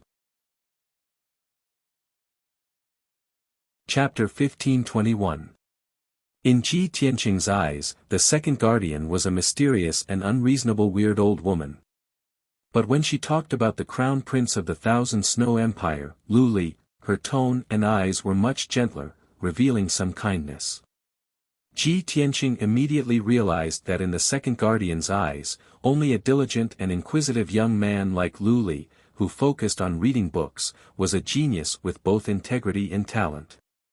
And someone like him, who had been in the Divine Book Pavilion for more than a month and only knew how to read history books and biographies, was a piece of rotten wood that could not be carved. Ji Tianqing was well aware of this point, but he did not bother to argue about it. That crown prince of the Thousand Snow Empire, Lu Li, had nothing to do with him, so he did not care. After a while, the second guardian slowly walked away. Ji Tianqing also returned to the secret chamber and continued to cultivate. Staying in the Divine Book Pavilion, the days were boring and dull. But he had long been used to it. Instead, he felt very comfortable and at ease, which was more convenient for him to cultivate and comprehend swordsmanship. However, the peaceful days were only 3 days old when they were interrupted. In the evening, Ji Tianqing was cultivating in the secret chamber. Suddenly, the second guardian's deep voice came from outside the door, "Ji Tianqing, come out quickly. I have something to tell you." Ji Tianqing was interrupted. He could not help but frown. He got up slowly and walked out of the secret chamber. The second guardian was standing outside the door. Seeing him come out, the second guardian said expressionlessly, "For the next few days, you don't have to stay in the Divine Book Pavilion. Go to the Hall of Tranquility and wait for orders." Hearing this, Ji Tianqing was stunned. He frowned and asked, "Hall of Tranquility? Isn't that where the Crown Prince of the Thousand Snow Empire lives temporarily?" "Yes." The second guardian nodded and said indifferently, "After you go to the Hall of Tranquility, you must obey orders and serve the Crown Prince of the Thousand Snow Empire." "Let me serve Lu Li." Ji Tianqing frowned. He stared at the second guardian and asked, "Second guardian, is this your arrangement?" Ever since Lu Li's procession of honor arrived at the Mountain of Investiture, he had been staying in the Clear Heaven Pagoda. Now, second guardian suddenly told him to serve Lu Li at the Hall of Tranquility. No matter how one looked at it, it seemed to be the second guardian's decision. After all, she valued Lu Li. However, Ji Tianqing was dissatisfied and secretly thought, not to mention the Crown Prince of the Thousand Snow Empire, even the Holy Emperor of the Thousand Snow Empire is not qualified for me to serve. Are you treating me like a servant? The second protector glanced at him as if he had seen through his thoughts. He explained in a cold tone, "I'm just informing you. This is not my intention. This is the decision of the Grand Guardian. I heard that Lu Li is interested in you after hearing about your story. That is why he begged the Grand Guardian to let you go to the Hall of Tranquility." It's the Great Guardian again. This thought flashed through Ji Tianqing's mind. He wondered to himself, "This Lu Li, I don't think he is just curious about me. He must have some other purpose." While Lu Li was thinking, the second guardian had turned around and left. He said in a dignified voice, "You are now a criminal. Don't even think about disobeying the orders of the Grand Guardian. Otherwise, you will be punished even more. Go to the Hall of Tranquility now. If you are smart enough and can make Lu Li happy, maybe he can put in a good word for you in front of the Grand Guardian. With that said, the second guardian disappeared into the darkness and left quietly. Ji Tianqing curled his lips and sneered to himself, he is just a crown prince of an empire. How arrogant he is. I'd like to see what medicine is hidden in this guy's gourd and what he wants to do. Then, he left the Divine Book Pavilion and walked out of the Clear Heaven Pagoda. The sky was getting dark. Night was about to fall. The entire peak of the Mountain of Investiture was shrouded in darkness. Many of the palaces were lit with lights. It was very quiet. Only the Hall of Tranquility was not only brightly lit, but there were also more than 200 people living in the palace. The sound of people and music could be heard constantly.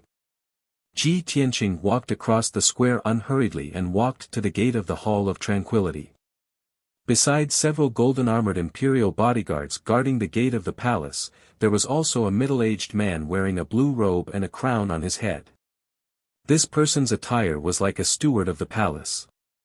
He also looked like a deacon who was in charge of internal affairs. Seeing Ji Tianqing arrive, the blue-robed man waved at him and said with a kind expression, "May I ask if you are young Master Ji Tianqing?" Ji Tianqing saw that his attitude was somewhat respectful. He couldn't help but be puzzled. He raised his eyebrows and asked, "You are?" The blue-robed man smiled and cupped his hands in greeting, saying, "Greetings, young Master Ji. My surname is Fong. I am Crown Prince Qian Shui's supervisor of internal affairs. I followed His Highness to the Mountain of Investiture to manage internal affairs for His Highness." Ji Tianqing nodded at him as a greeting. Supervisor Fong was quite astute. He could see that Ji Tianqing's personality was cold and he didn't want to talk too much. He hurriedly extended his hand and made a gesture of invitation. "Young Master Ji, this is not the place to talk. Please follow me into the palace to see His Highness the Crown Prince." Ji Tianqing glanced at him and didn't say anything. He silently followed behind him and entered the Hall of Tranquility. Not long after, the two of them entered the magnificent guest hall. A handsome young man in an embroidered robe and a golden crown of dragon and phoenix sat on the large jade chair at the head of the table. This person was tall and handsome. His temperament was elegant and he didn't lose his masculinity. He was really a handsome young master of a noble family. He was sitting on the chair and holding an ancient scroll. He was engrossed in reading. There was a thoughtful expression between his eyebrows. Two young and beautiful maids dressed in long, thin dresses were nestled by his feet, gently massaging his legs. Seeing this scene, Ji Tianqing guessed that this person must be the Crown Prince of the Thousand Snow Empire, Lu Li. Sure enough, Supervisor Fong walked in front of Lu Li and bowed. He reported, "Your Highness the Crown Prince, young Master Ji has been invited." Lu Li quickly raised his head and put down the ancient scroll in his hand. He looked at Ji Tianqing with a face full of joy. The two guards were very tactful. After bowing to him, they silently took their leave. Lu Li stood up and walked towards Ji Tianqing. With a smile on his face, he cupped his hands and said, "This must be young Master Ji Tianqing, right? I am Lu Li. I have been looking forward to meeting young Master Ji for a long time." Although Ji Tianqing saw that Lu Li was so polite, he guessed that this person must have other intentions.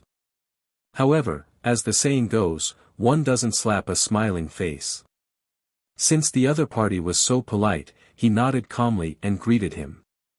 "Crown Prince Lu is too polite." The two exchanged some pleasantries and sat down. Supervisor Fong brought a cup of spirit tea for Ji Tianqing and silently stood next to Lu Li. Ji Tianqing didn't beat around the bush with Lu Li. He asked directly, "Crown Prince Lu, I don't know you and we have nothing to do with each other." Chapter 1522. Hearing Ji Tianqing's words, Lu Li was stunned. He put on a self-mocking smile and hurried to explain, "Young Master Ji, you misunderstood. You are the number one genius of the Chu Yun Empire. How dare I let you serve me? I just heard about what happened a month ago. I am very curious about young Master Ji. That is why I asked the chief guardian to give an order to invite you to the Hall of Tranquility." Lu Li was the crown prince of the Empire of Thousand Snow. Even if he had a noble status, it was only for the people of the Empire of Thousand Snow. Ji Tianqing was the number one genius of the Chu Yun Empire. There was no need to be polite to him. Even if Lu Li had reached the Tribulation Realm, it was nothing. All the candidates who were qualified to enter the Tower of Haotian could reach the Tribulation Realm in the future. Therefore, Lu Li's words were reasonable. Ji Tianqing didn't ask any more questions. He nodded to show that he understood. He knew that Lu Li wouldn't come to him for no reason. Lu Li would tell him his intentions. He didn't need to say anything. He just needed to wait and see. As expected, Lu Li put away his smile and put on a solemn expression. He looked at Ji Tianqing with glowing eyes and said in a low voice, "Young Master Ji, about the matter of worshipping the immortal Lord, I have understood the cause and effect. I have thought about it for a long time and I have checked many ancient books and documents. I can conclude that it must be a misunderstanding.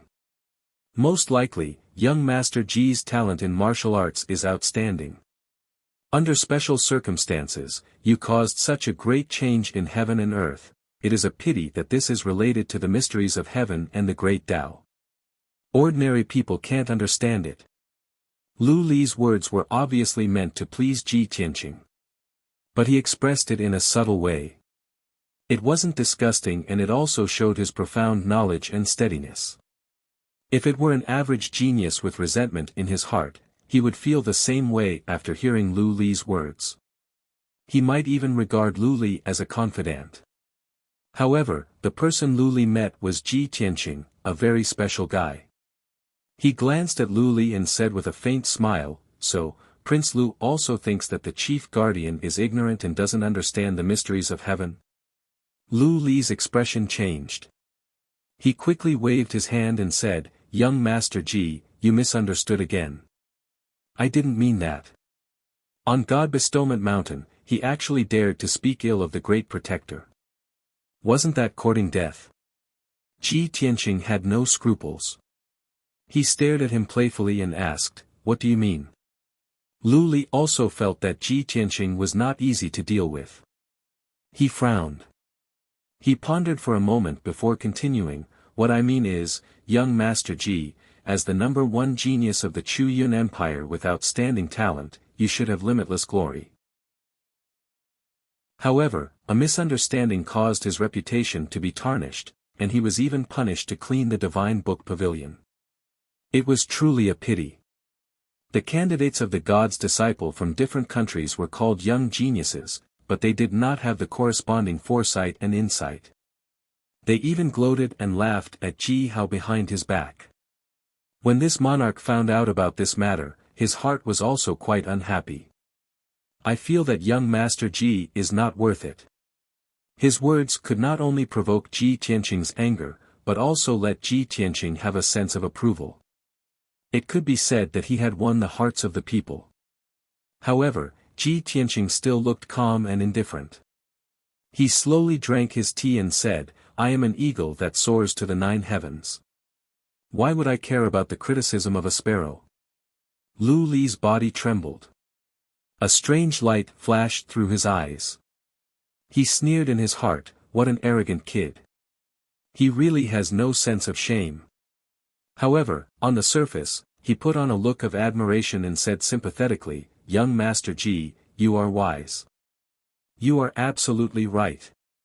This is the state of mind of a peerless genius." Then, as an experienced person, he took the initiative to introduce the situation of God Bestowment Mountain to Ji Tianqing, as well as the God's disciple examination and cultivation. After all, he had cultivated at God Bestowment Mountain for more than 100 years. He only left God Bestowment Mountain to return to the Thousand Snow Empire after he reached the third level of the Tribulation Realm. Ji Tianqing listened in silence. He learned many secrets from Lu Li and had a deeper understanding of God's disciples and the Haotian Pagoda. Unknowingly, 2 hours had passed. Most of the time, it was Lu Li who was talking and Ji Tianqing who was listening. However, on the surface, the conversation between the two seemed to be pleasant and harmonious. Lu Li saw that the time was right. He confided in Ji Tianqing and told him his true intentions. Young Master Ji, I believe you also understand that God Bestowment Mountain is just a holy land for martial arts. It is a place for God's disciples to communicate and cultivate. Most of the God's disciples will leave God Bestowment Mountain in the future and find their own way out. Only a few of the top God's disciples may be favored by the God and promoted to the God's kingdom in the 9 heavens. They will be given a more honorable status. However, only 1 or 2 of these lucky ones will appear in hundreds of years. The chances are very slim. I am afraid that your current situation is not good. Not only will it be difficult for you to be valued, but you may also be ostracized and oppressed. Young Master Ji, with your talent in martial arts, you don't have to be bullied like this. You are not someone with your temperament and temperament. Hearing this, Ji Tianqing knew that Lu Li was going to get to the point. He looked at Lu Li calmly, raised his eyebrows and asked, "What do you mean?" Lu Li said solemnly, "Like my father, I value talents the most. I don't want pearls to be covered in dust. Therefore, every few years, I will come to God Bestowment Mountain to pay my respects. I want to help some unaccomplished talents and let them regain their glory. In the future, I will inherit the position of the Holy Emperor of Thousand Snow. I must have talents that I can trust and put in important positions. Young Master Ji, to be honest, I feel like you are an old friend at first sight. I admire you. With great sincerity, I invite you to join the Empire of Thousand Snow. As long as you agree, we will call each other brothers. I will definitely treat you as my most trusted brother." Ji Tianqing raised his eyebrows. He didn't say anything, but he was laughing in his heart. So, this guy wants to rope me in. He has other plans. Seeing that Ji Tianqing didn't say anything, Lu Li thought that Ji Tianqing was hesitating. Lu Li continued, "Young Master Ji, as long as you are willing to follow me, I will not treat you badly. I will give you the best treatment and cultivation resources. I will make you the most dazzling powerful warrior of the Empire of Thousand Snow." "Oh." Ji Tianqing raised his eyebrows and said in a playful tone, "Speaking of which, I remember. The #1 genius of the Empire of Thousand Snow, Jiang Ningxue, is more talented and powerful than me. Prince Lu, why don't you try your best to cultivate her? Why are you wasting time on me?" Speaking of Jiang Ningxue, Lu Li was stunned for a moment. Then he put on a playful smile. "Oh, young Master Ji, you have noticed Jiang Ningxue for a long time.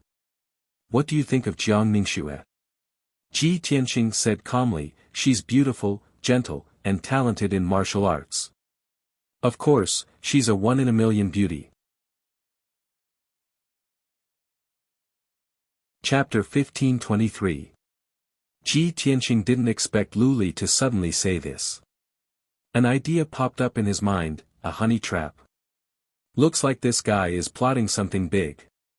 With this thought, he looked at Lu Li calmly and shook his head. "Crown Prince Lu, Jiang Ningxue is a rare beauty, but love is a matter of mutual consent.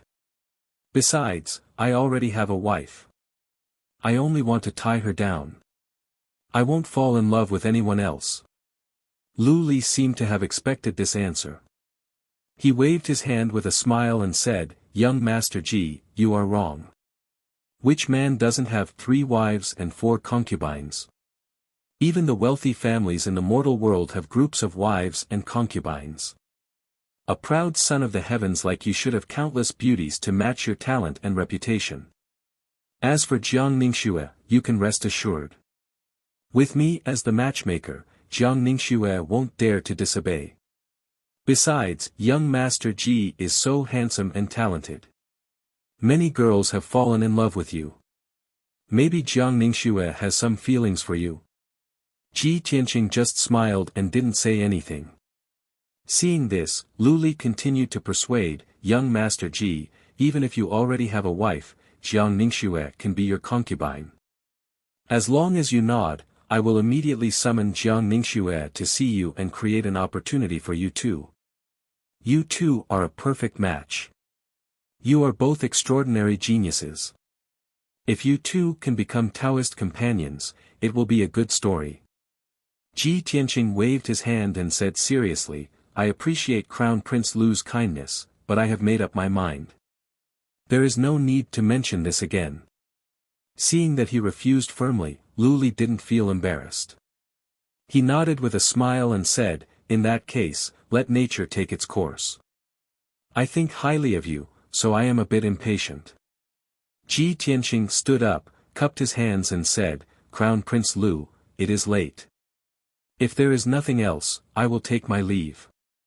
Lu Li nodded and said, all right, let's stop here for tonight. Young Master Ji, go and rest. I have already asked Steward Fong to arrange a place for you to stay. For the next few days, young Master Ji will stay in this shrine of peace.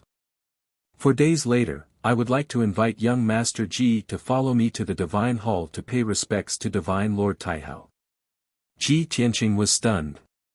He frowned at him and asked, Crown Prince Lu, is this your decision?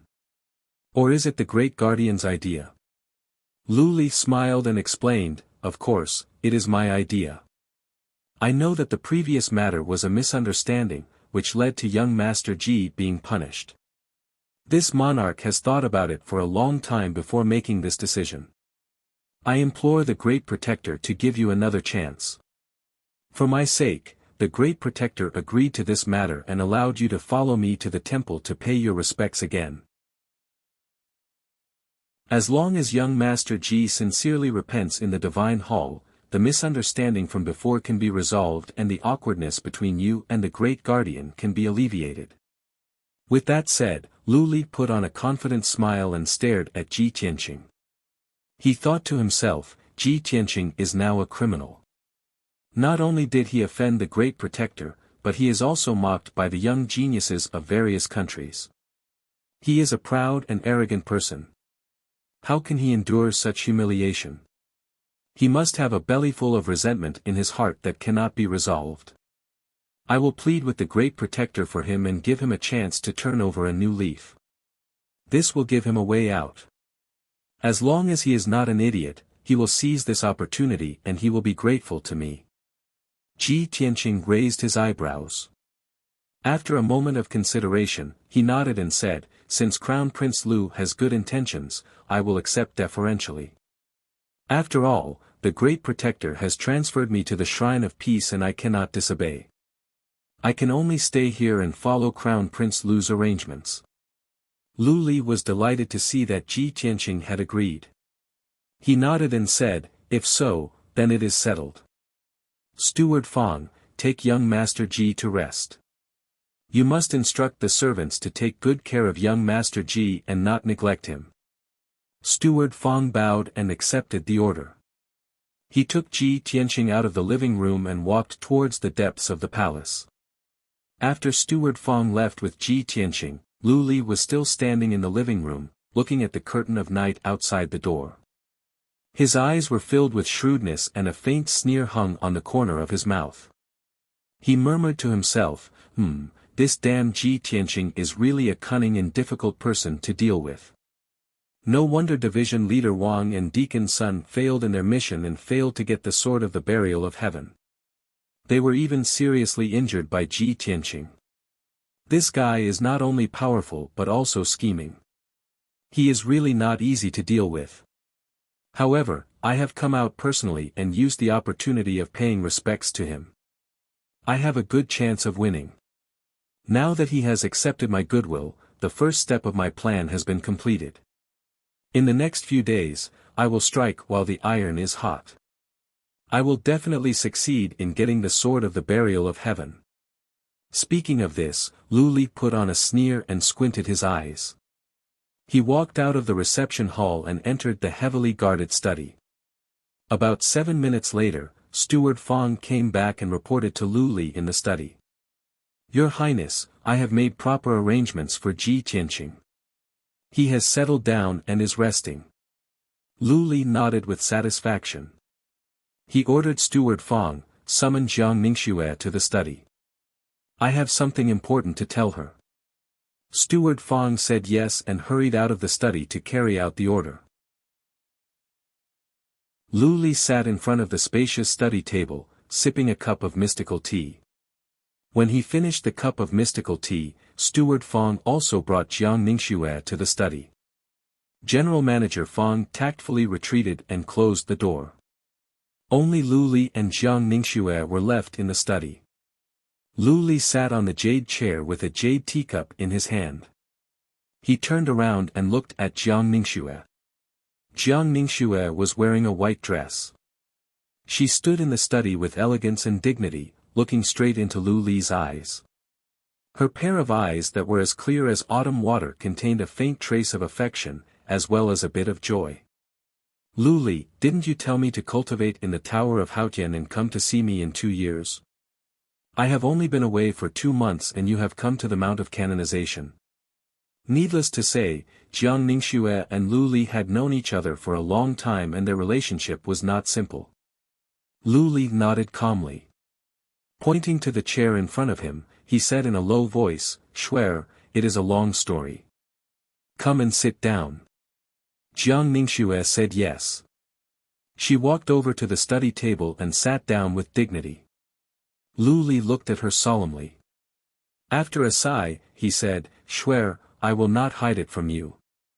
I am here at the Mount of Canonization because of my father's order." "Saint Emperor's order?" Jiang Ningxue was surprised. Seeing his serious expression, she asked with concern, "Lu Li, what is it? Why are you so worried?" Chapter 1524. The Sword of Burial of Heaven. Jiang Ningxue's body trembled. Her eyes were filled with shock. "Are you talking about Kenshin's sword, the legendary #1 sword in the world?" "Yes." Lu Li nodded solemnly. Jiang Ningxue's pretty face was filled with disbelief. More than 1,000 years ago, Kenshin defeated all the heroes in the world with the Sword of Burial of Heaven. He even suppressed the 3 martial gods. Everyone knows about this. Of course, I have heard of Kenshin and the #1 sword. However, after Kenshin died, didn't the Sword of Burial of Heaven disappear without a trace?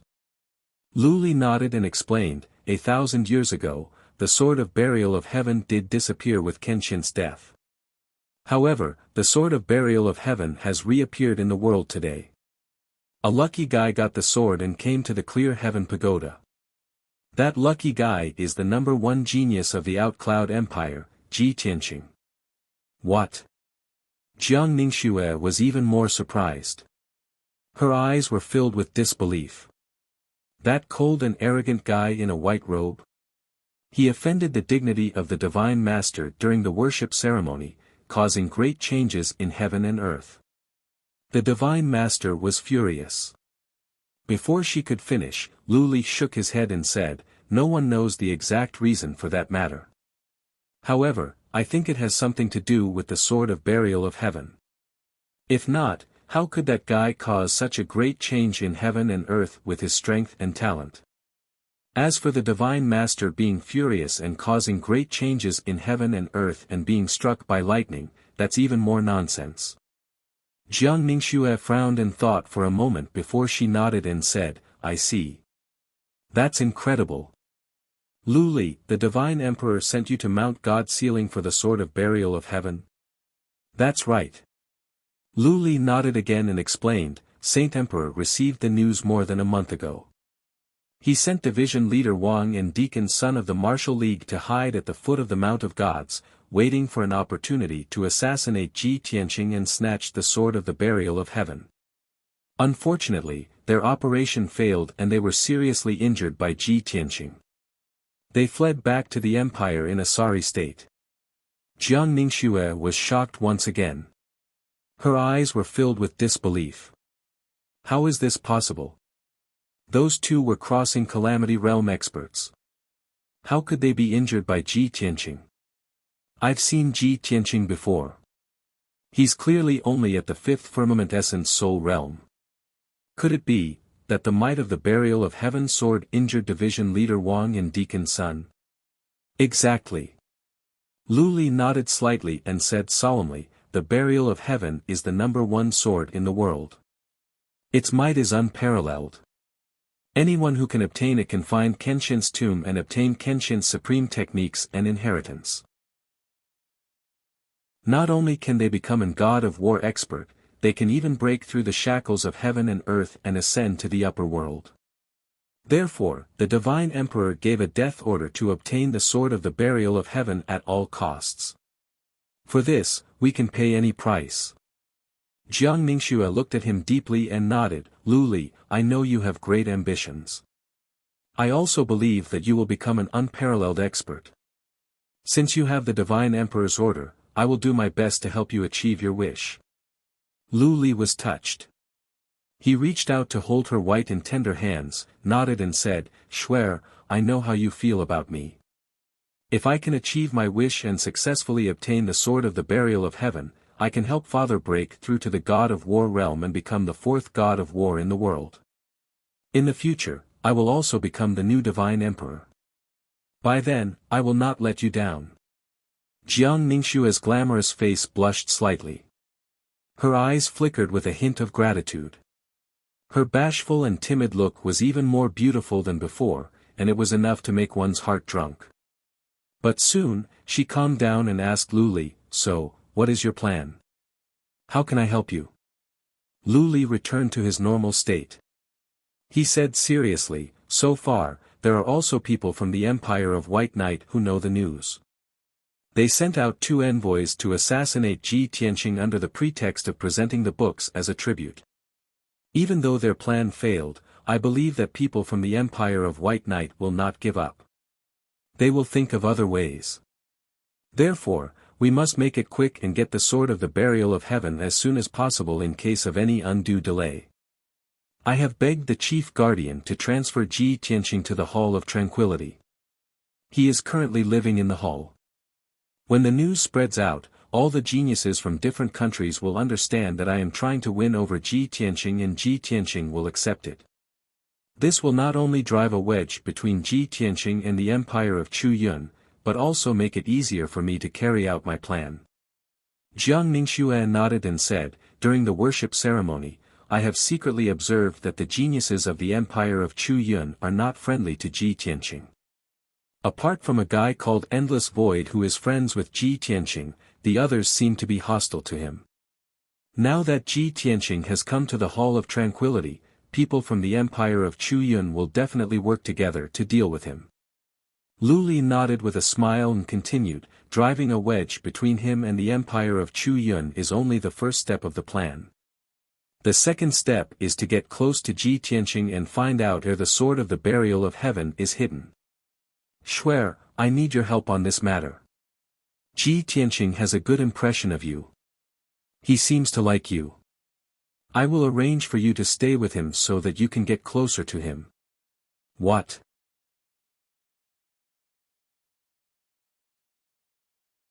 Chapter 1525. Early the next morning, the sun had just risen. Ji Tianqing changed into a white robe with patterns of stars and clouds and a jade crown with the help of maids.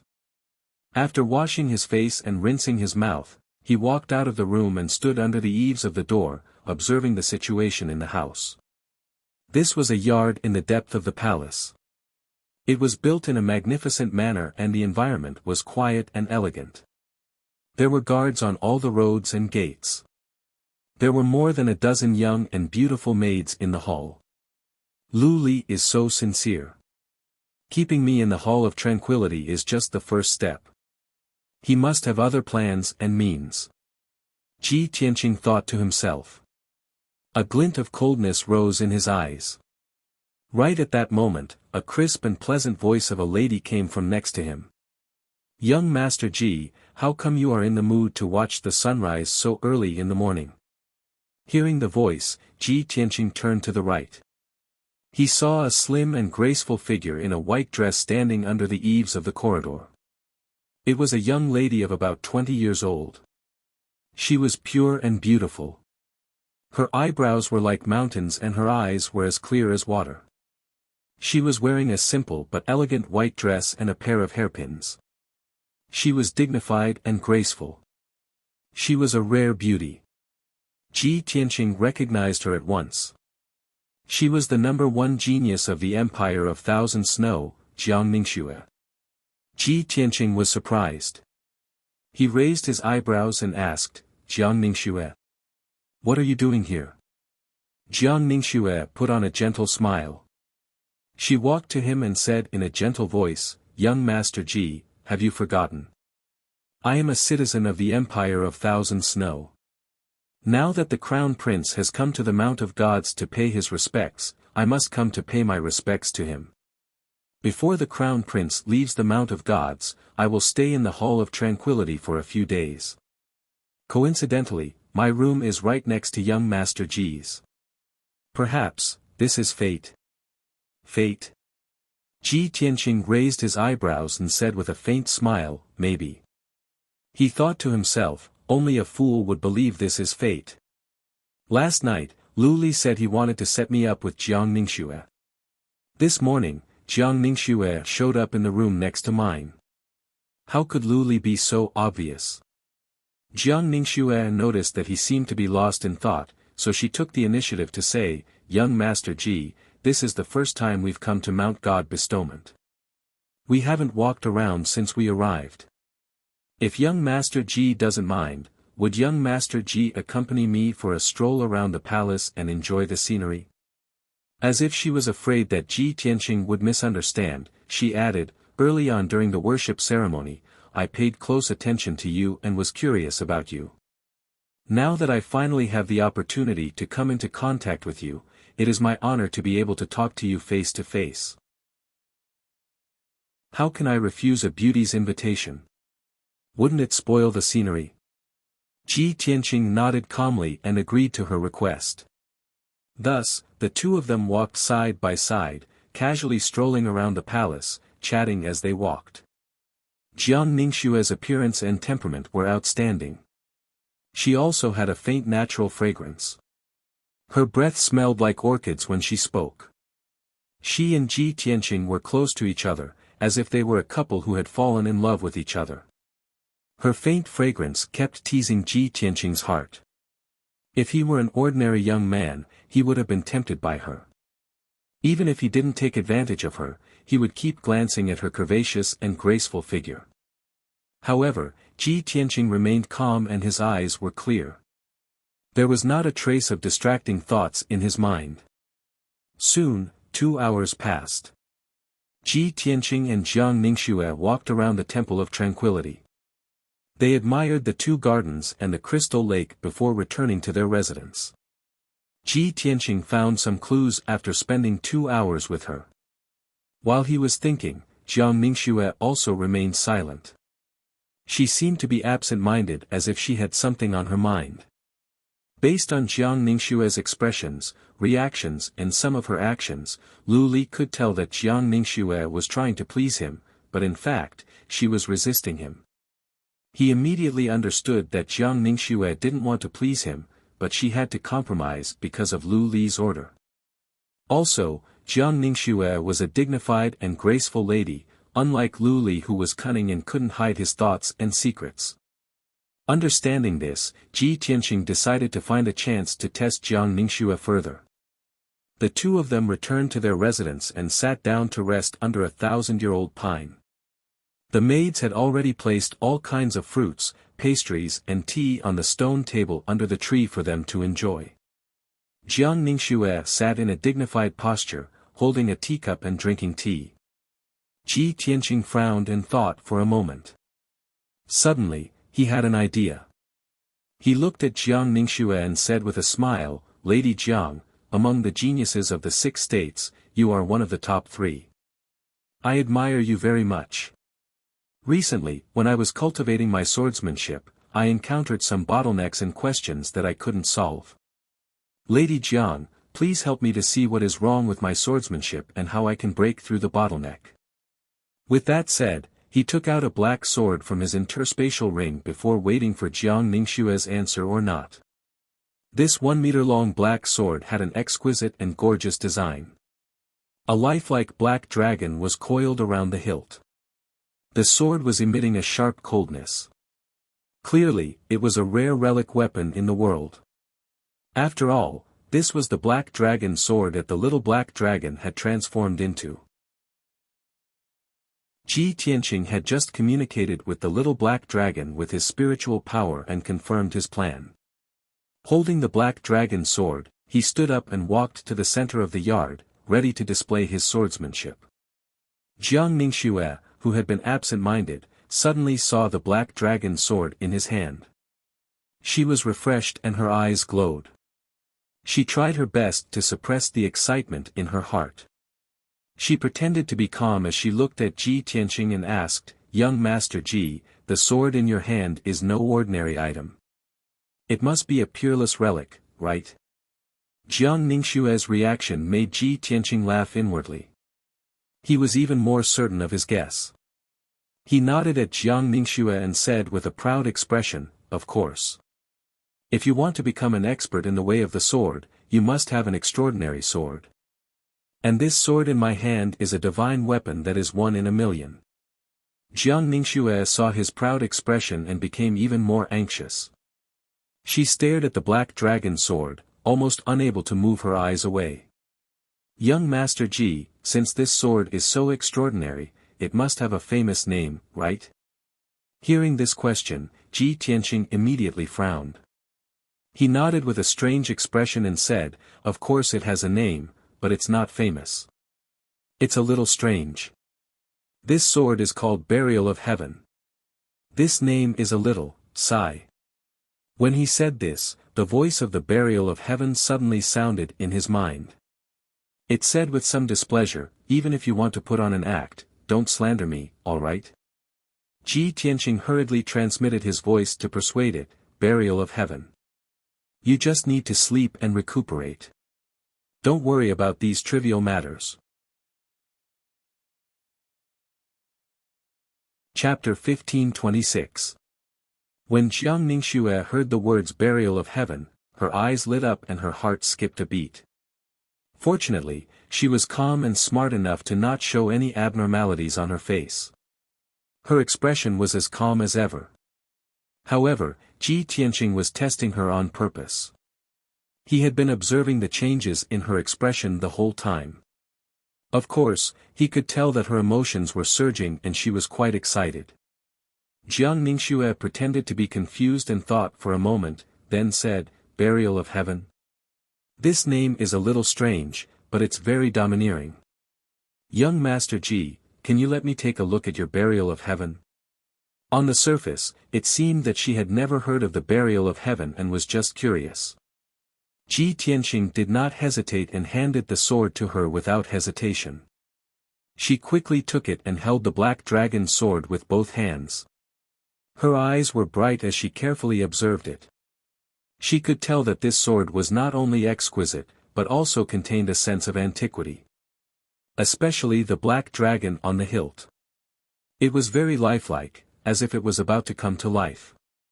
Most importantly, this sword was not an ordinary magic weapon.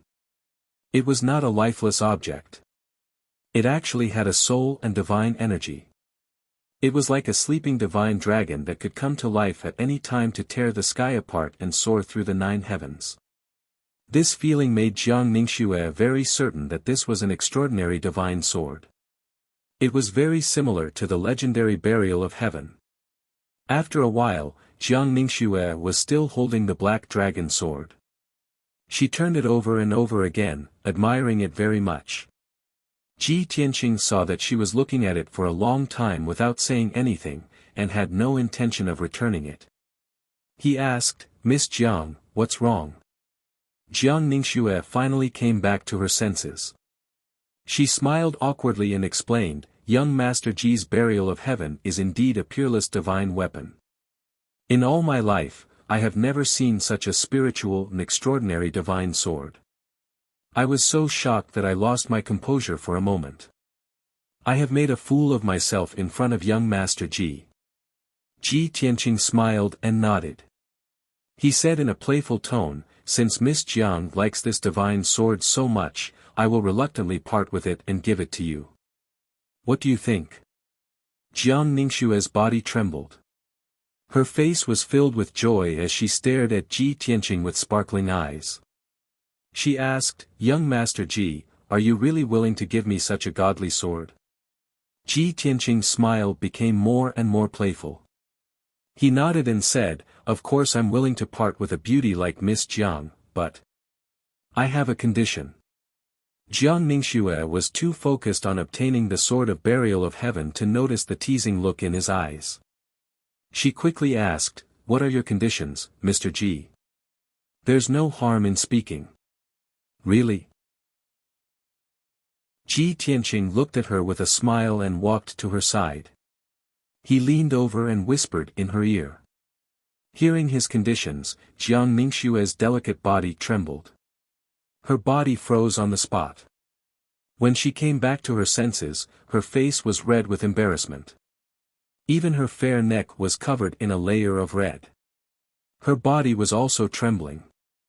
She lowered her head, not daring to look Ji Tianqing in the eyes. She stood up with a flustered expression and quickly returned the sword of burial of heaven to Ji Tianqing. She then turned around and left in embarrassment and anger. Ji Tianqing looked at her back as she left in a hurry. The smile on his face became more and more playful. He asked in a loud voice, Miss Jiang, do you agree or not? If you've made up your mind, come to my room tonight. We'll have a good talk again.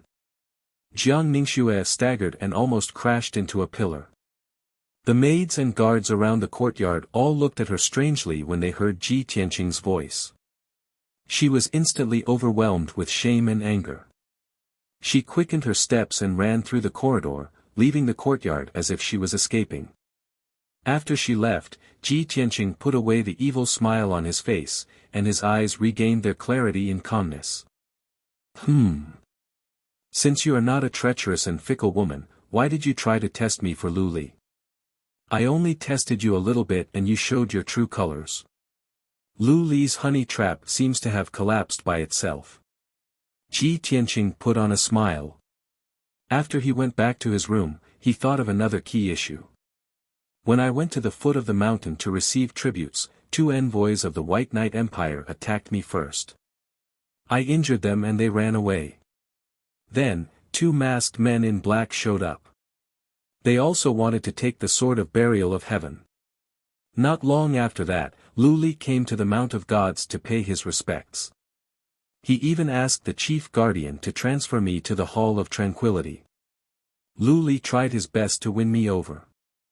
He even resorted to honey traps to let Jiang Ningxue get close to me to show his goodwill. Lu Li must be after the Heaven's Burier sword since he was willing to pay so much for it. Are the 2 masked men in black from the Empire of Thousand Snow? Previously, he had been wondering if the 2 groups of men who attacked him were from the Empire of White Knight. Now that Lu Li was trying so hard to please him, he understood that the second group of men in black might be from the Empire of Thousand Snow. On this thought, Ji Tianqing told himself that no matter what Lu Li was up to, he must be careful. It was late at night again. In a study room in the Hall of Tranquility, Lu Li was sitting in front of a desk. Jiang Ningxue in a white dress was sitting in front of him. She was reporting to him calmly. Lu Li, today, I approached Ji Tianqing on my own initiative. I spent half a day with him and I have found some clues. Hearing this, Lu Li was delighted. He asked at once, Shuer, what did you find? Jiang Ningxue said with relief, I have gained his trust. Recently, he has reached a bottleneck in his cultivation of swordsmanship. He wanted to practice swordsmanship and asked me to give him some guidance. He took out a black sword called the Burial of Heaven. I have observed it carefully. There should be no mistake. Lu Li's eyes glowed. He became excited and eager. Are you sure that is the burial of heaven? That's great. As the saying goes, even heroes fall for the charms of beautiful women. It seems that the beauty trap is the most effective. Shuer, since Ji Tianqing is willing to show you the burial of heaven, it means that he has a good impression of you and trusts you. You must strike while the iron is hot and find a way to get the burial of heaven. Speaking of this, Jiang Ningxue's expression became weird. She said with resentment, that guy said that he is willing to give me the burial of heaven, but he has a condition. What condition? Lu Li asked in a hurry, did you agree? Jiang Ningxue's face was cold. A glint of coldness flashed through her eyes. She said angrily, that damn lecher, he wants me, to sleep with him for one night. Lu Li's expressions froze. He frowned with displeasure. But he thought to himself, damn that punk. He pretends to be a gentleman but he is such a pervert.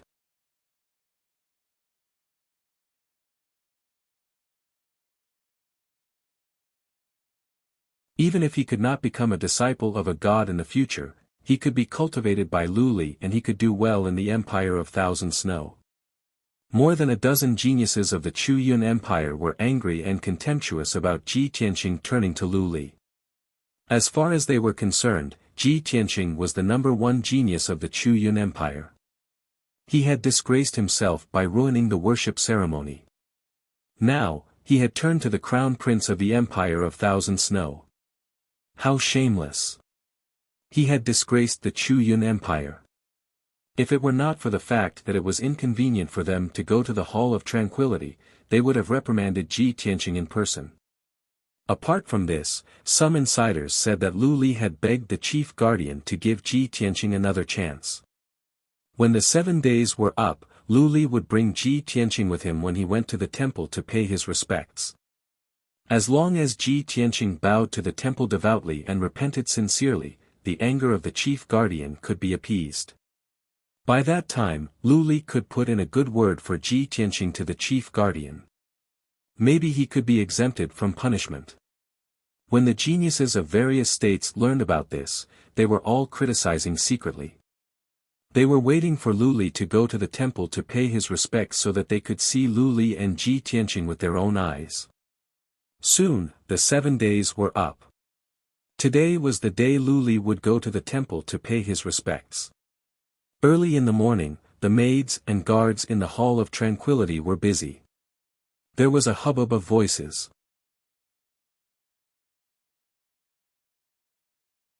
Chapter 1528. In the Hall of Tranquility. In the spacious yard, more than 40 guards and maids were lined up in neat rows, looking solemn and dignified. They were all elites selected from the honor guard, qualified to accompany Lu Li to the temple to worship the immortal Lord. In addition, Jiang Ningxue and several geniuses of the Thousand Snow Empire were standing in front of the team. Everyone stood in the yard, waiting quietly. Lu Li was not present. At the moment, he was leading Chief Steward Fong to the yard where Ji Tianqing lived. Arriving at the yard, Lu Li stood under the ancient pine in the yard and waited. Chief Steward Fong walked to Ji Tianqing's room and shouted respectfully, "Young Master Ji, the time is up. You should go to the temple with the Crown Prince." The door was still closed. Ji Tianqing's voice came from inside. "Crown Prince Lu is going to worship the immortal Lord. As a sinner, I will not join in the fun in case there is another disturbance." Hearing this, both Chief Steward Fong and Lu Li frowned. Lu Li waved his hand to signal Chief Steward Fong to leave. He said in person, "Young Master Ji, what do you mean? Didn't we agree on this before? Now that the time is up, you don't want to go. Are you trying to embarrass me on purpose?" As soon as he finished speaking, the door creaked open. Ji Tianqing stepped out and looked at Lu Li with a playful smile. He explained, "Crown Prince Lu, you have misunderstood. Since I have promised you, I will not go back on my words. I am just reminding Crown Prince Lu that it is best to think carefully before you make a decision, in case there is another accident. He and Lu Li both knew that today's matter would attract the attention and discussion of the geniuses of the 6 states. It was inevitable that something would go wrong. Lu Li was stunned. He smiled and said, "As long as young Master Ji is sincere in repentance, what accident can happen? Also, since I dared to invite young Master Ji to worship in the temple, I have thought it through." Sincere in repentance? Ji Tianqing raised his eyebrows and a playful smile appeared on his face.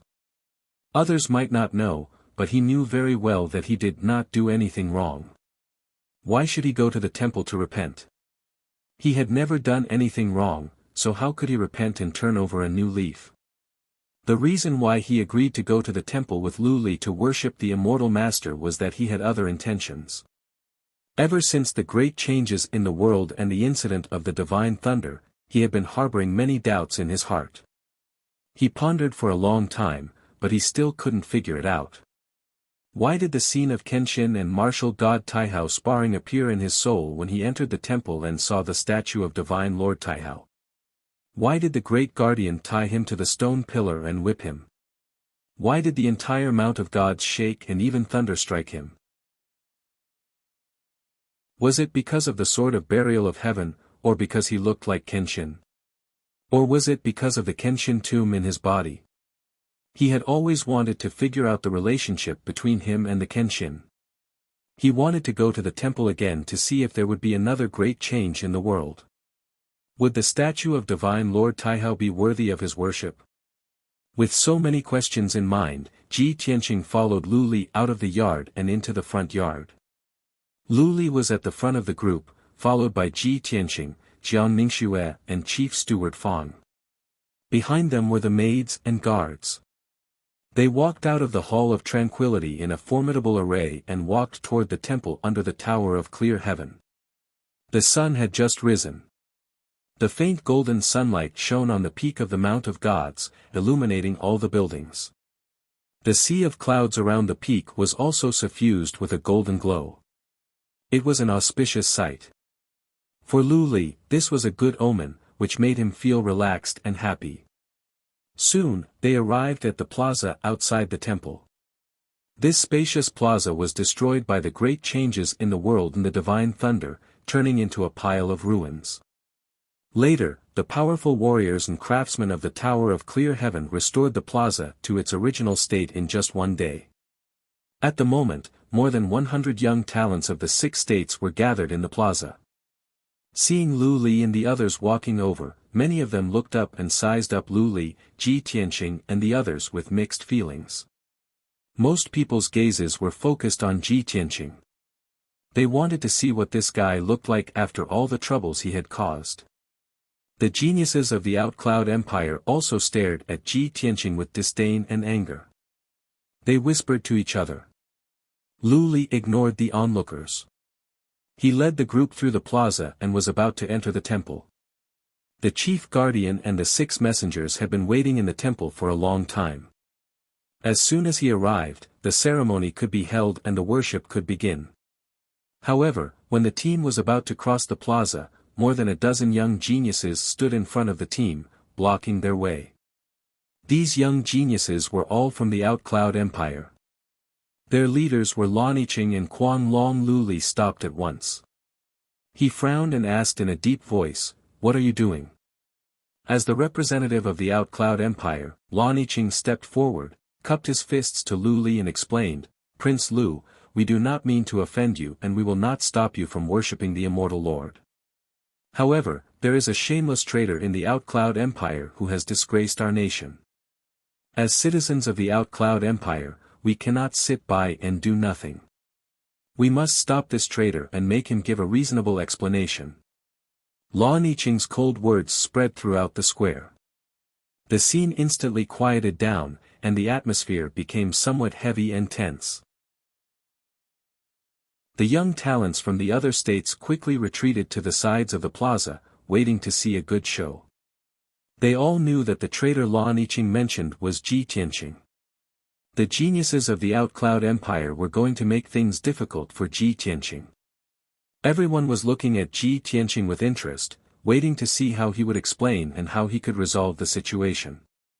Lu Li was trying his best to win over Ji Tianqing to sow discord between Ji Tianqing and the Outcloud Empire. The news that the geniuses of other states learned was released by Lu Li on purpose. Now, Lan Yiqing and the others showed up to stop Lu Li, which was within Lu Li's expectation. Lu Li thought to himself, the plan is going well. Everything is going according to my plan. Now that the Outcloud Empire is making things difficult in public, it is a good chance for me to win over Ji Tianqing. On this thought, Lu Li looked at Lan Yiqing coldly and sneered, "Ha, ha. Lady Lan, you can eat whatever you want but you can't say whatever you want. People around me are my friends and citizens of the Thousand Snow Empire. How can I be a traitor?" Lan Yiqing didn't argue with him. She stared at Ji Tianqing coldly and shouted with contempt, "Ji Tianqing, you have the guts to betray the Outcloud Empire but you don't have the guts to admit it?"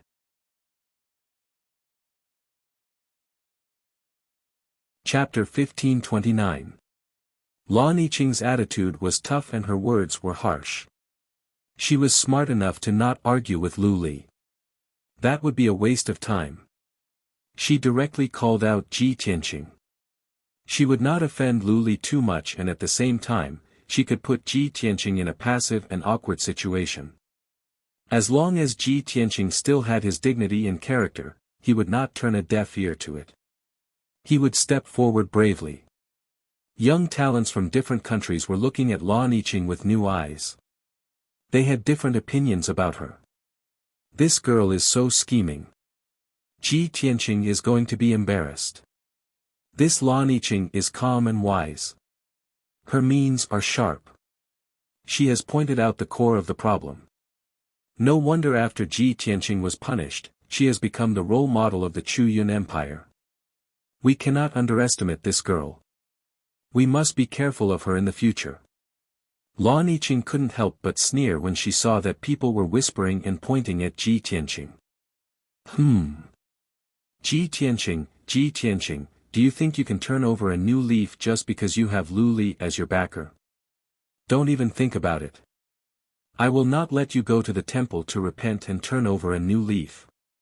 If you take this chance to please the chief guardian and avoid punishment, you will become my stumbling block in the future. Beside her, Quan Long and the more than a dozen young talents sneered as well. They looked at Ji Tianqing with contempt. For a moment, Ji Tianqing became the focus of attention. He was pushed to the teeth of the storm. But he had expected that Lan Yiqing and the others would stir up trouble, so he was prepared. He walked out of the crowd calmly and stood in front of Lan Yiqing with a sneer of disdain. I don't belong to any force. How can I betray you? You should keep the word traitor to yourself.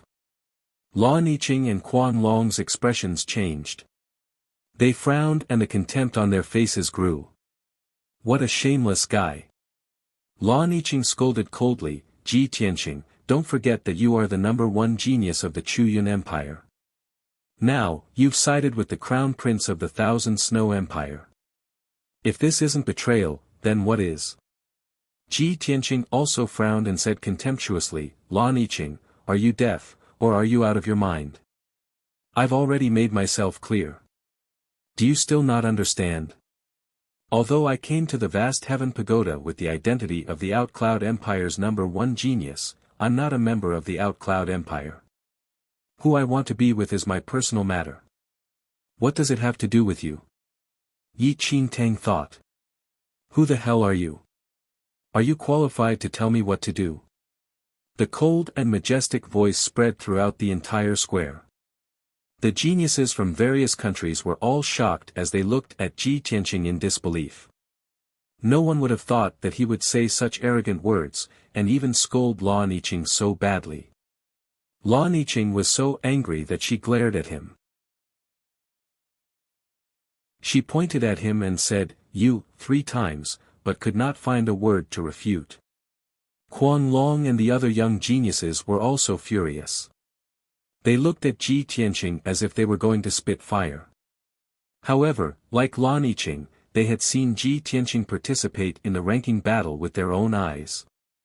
At that time, Ji Tianqing's style of dress was completely different from the people of the Chu Yun Empire.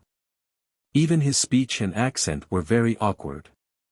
Everyone knew that Ji Tianqing was indeed not a member of the Chu Yun Empire. However, Lan Yiqing was furious. She had not achieved her goal, so how could she back down? She pointed at Ji Tianqing and shouted coldly, "Ji Tianqing, if it weren't for the special care of Saint Emperor Chu Yun, how could you become the #1 genius of the Chu Yun Empire? Now that you want to join the Qianchu Empire, how could you say such heartless words? Saint Emperor Chu Yun will not let you go." Quan Long and the other young geniuses nodded in agreement while cursing furiously. Ji Tianqing stared at Lan Yiqing coldly and scolded contemptuously, "I became the #1 genius of the Chu Yun Empire because of my strength. I used my real strength to defeat all of you trash, not because of anyone's special care. As for whether the great Emperor Chu Yun will let me go, what does that have to do with you? Who do you think you are to represent the great Emperor Chu Yun? I'm warning you one last time, don't tell me what to do. Take your claws away, or I don't mind crippling them." Such arrogant words made Lan Yiqing, Quan Long, and the other geniuses turn pale and tremble. He dared to say such arrogant words in front of the geniuses of the 6 countries. He was too arrogant. However, his aura was majestic, and his entire body emitted an incomparably domineering aura. Every word he spoke was like muffled thunder that fiercely shook the hearts of everyone present. Lan Yiqing was shocked and angry. He was so angry that he almost vomited blood. His face was livid. "Ji Tianqing, you will definitely pay for what you've said today." She glared at Ji Tianqing with a face full of hatred. After leaving behind some harsh words, she turned around and left. She wanted to use today's opportunity to humiliate Ji Tianqing in public and stop him from going to the temple. She didn't expect things to turn out this way. Not only did her plan fail, but she was also scolded by Ji Tianqing in public. She was humiliated. The more she thought about it, the more ashamed she became. She was so angry that she spat out a mouthful of blood. Quan Long and the other young geniuses quickly surrounded her and retreated to the edge of the square to comfort her. However, there was still one person standing in front of Lu Li and Ji Tianqing. He was in a white robe. Even though he was a man, he was as beautiful as a woman. His temperament was feminine and charming. Without a doubt, he was Yin Wu Quebec. Although he was also in the crowd just now, he didn't say anything from the beginning to the end, nor did he slander Ji Tianqing. At the moment, he was looking at Ji Tianqing with mixed feelings.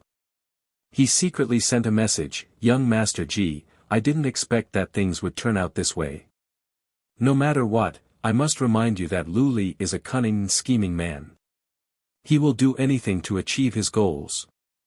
Even if you are in trouble, you should not follow him. He is not a wise leader." Ji Tianqing also looked at him with a deep gaze, sending him a message, "Thank you for your concern and reminder.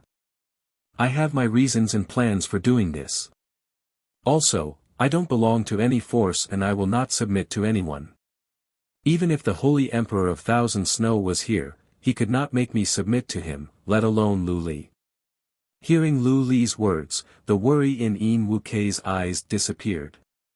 He nodded slightly to Ji Tianqing and transmitted his voice to him, "I didn't misjudge you. You are still arrogant and proud as always. However, I was born in the Chu Yun Empire. My family and friends are all in the Chu Yun Empire. Therefore, I am unable to stand up and support you. Please forgive me."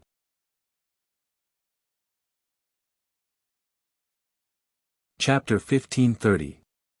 Yin Wu Kei's eyes were clear as he stared at him. His lips curled into a smile. He and Ji Tianqing looked at each other for a while before Yin Wu turned around and went back to the crowd. The disturbance caused by Lan Yiqing and the others was resolved by Ji Tianqing. His confidence and dominance left a deep impression on the talents from different countries. Once again, Wuk had become the focus of discussion. Lu Li looked at Ji Tianqing and then at Lan Yiqing and the others at the edge of the plaza. A glint of disappointment and disdain rose in his eyes. He had thought that Lan Yiqing and the others could embarrass Ji Tianqing and put him in a humiliating position. By then, Lu Li would step in to solve the dispute and help Ji Tianqing out of the crisis. Lu Li was sure that he would be appreciated by Ji Tianqing. Little did he expect that Ji Tianqing could solve the problem with only a few words. He even made Lan Yiqing spit out blood and almost went on a rampage. Lu Li's plan had failed. He couldn't help but curse, "I am so disappointed in the Chu Yun Empire." Of course, Lu Li had to act as if nothing had happened. He led the others through the plaza and into the temple.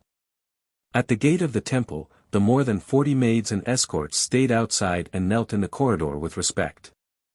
As servants, it was already a great honor for them to be able to come to the temple.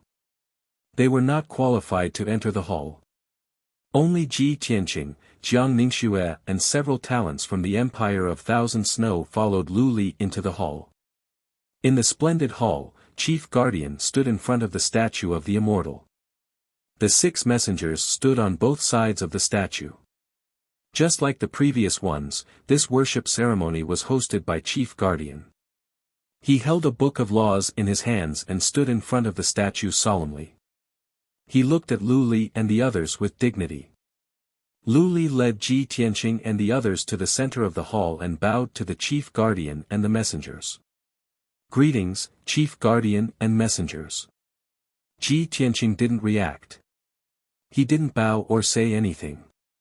He looked at the wall behind the Divine Master's statue, observing the murals and symbols.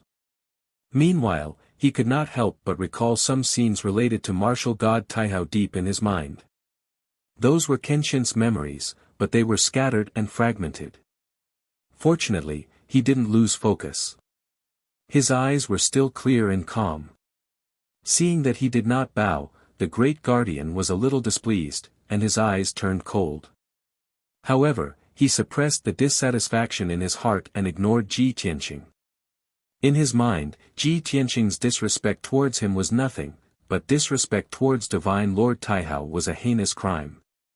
He held the codex in his hands and announced in a solemn tone, "I declare that the worship ceremony will now begin." Then, with a solemn tone, he began to recite the profound and obscure divine scriptures.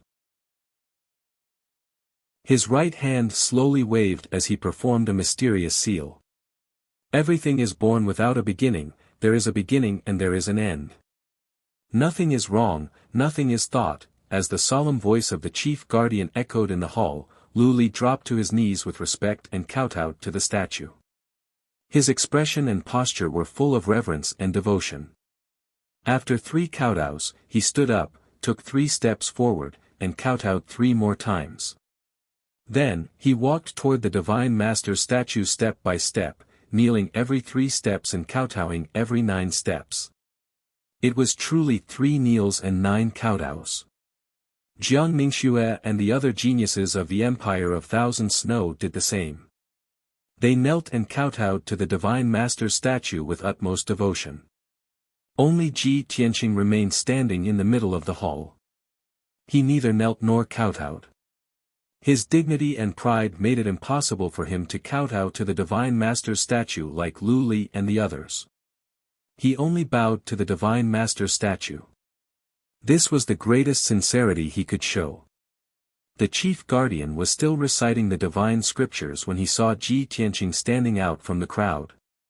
Lu Li, Jiang Ningxue and the others were all on their knees, but he was the only one standing upright. He was too conspicuous. The chief protector immediately stopped chanting when he saw this. He furrowed his brows as anger surged through his eyes. He never expected that after what happened last time, Ji Tianqing would not learn his lesson. He even dared to offend the Divine Master's dignity. He gave Ji Tianqing a chance to turn over a new leaf for Lu Li's sake. He never expected that Ji Tianqing would still have such an attitude. How could he not be angry? Ji Tianqing. I have shown you mercy and given you a chance to come to the temple to worship and repent. How dare you not kneel? The chief guardian glared at Ji Tianqing and scolded him coldly. The messengers, Lu Li and the others were all startled. They all turned to Ji Tianqing. Everyone stared at him with shocked and puzzled expressions. Nobody could understand why this guy refused to repent. The statue enshrined in the temple was the supreme martial god Taihao. Was this guy stupid? Why wouldn't he kneel and worship the divine master's statue? If someone's attitude was pious, they might be able to gain the divine master's favor and receive the divine master's enlightenment and rewards. At this moment, a sudden cry of surprise broke the silence of the temple. Heavens!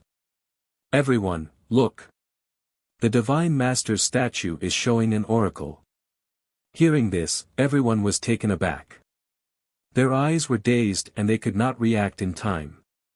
A moment later, everyone came to their senses and turned to look at the divine master's statue. The majestic and dignified divine master's statue lit up with a dazzling golden light. It was incomparably sacred. On the pedestal at the foot of the statue was a white jade slab, 2 meters wide and 10 meters long. It also lit up with a white light.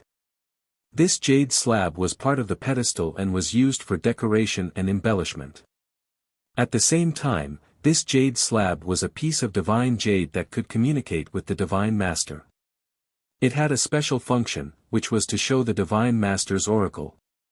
When a peerless expert or genius worshipped the divine master's statue, if they could gain the divine master's favor, the jade slab would light up and show different oracles. Some oracles were to enlighten believers. Some oracles were to give orders.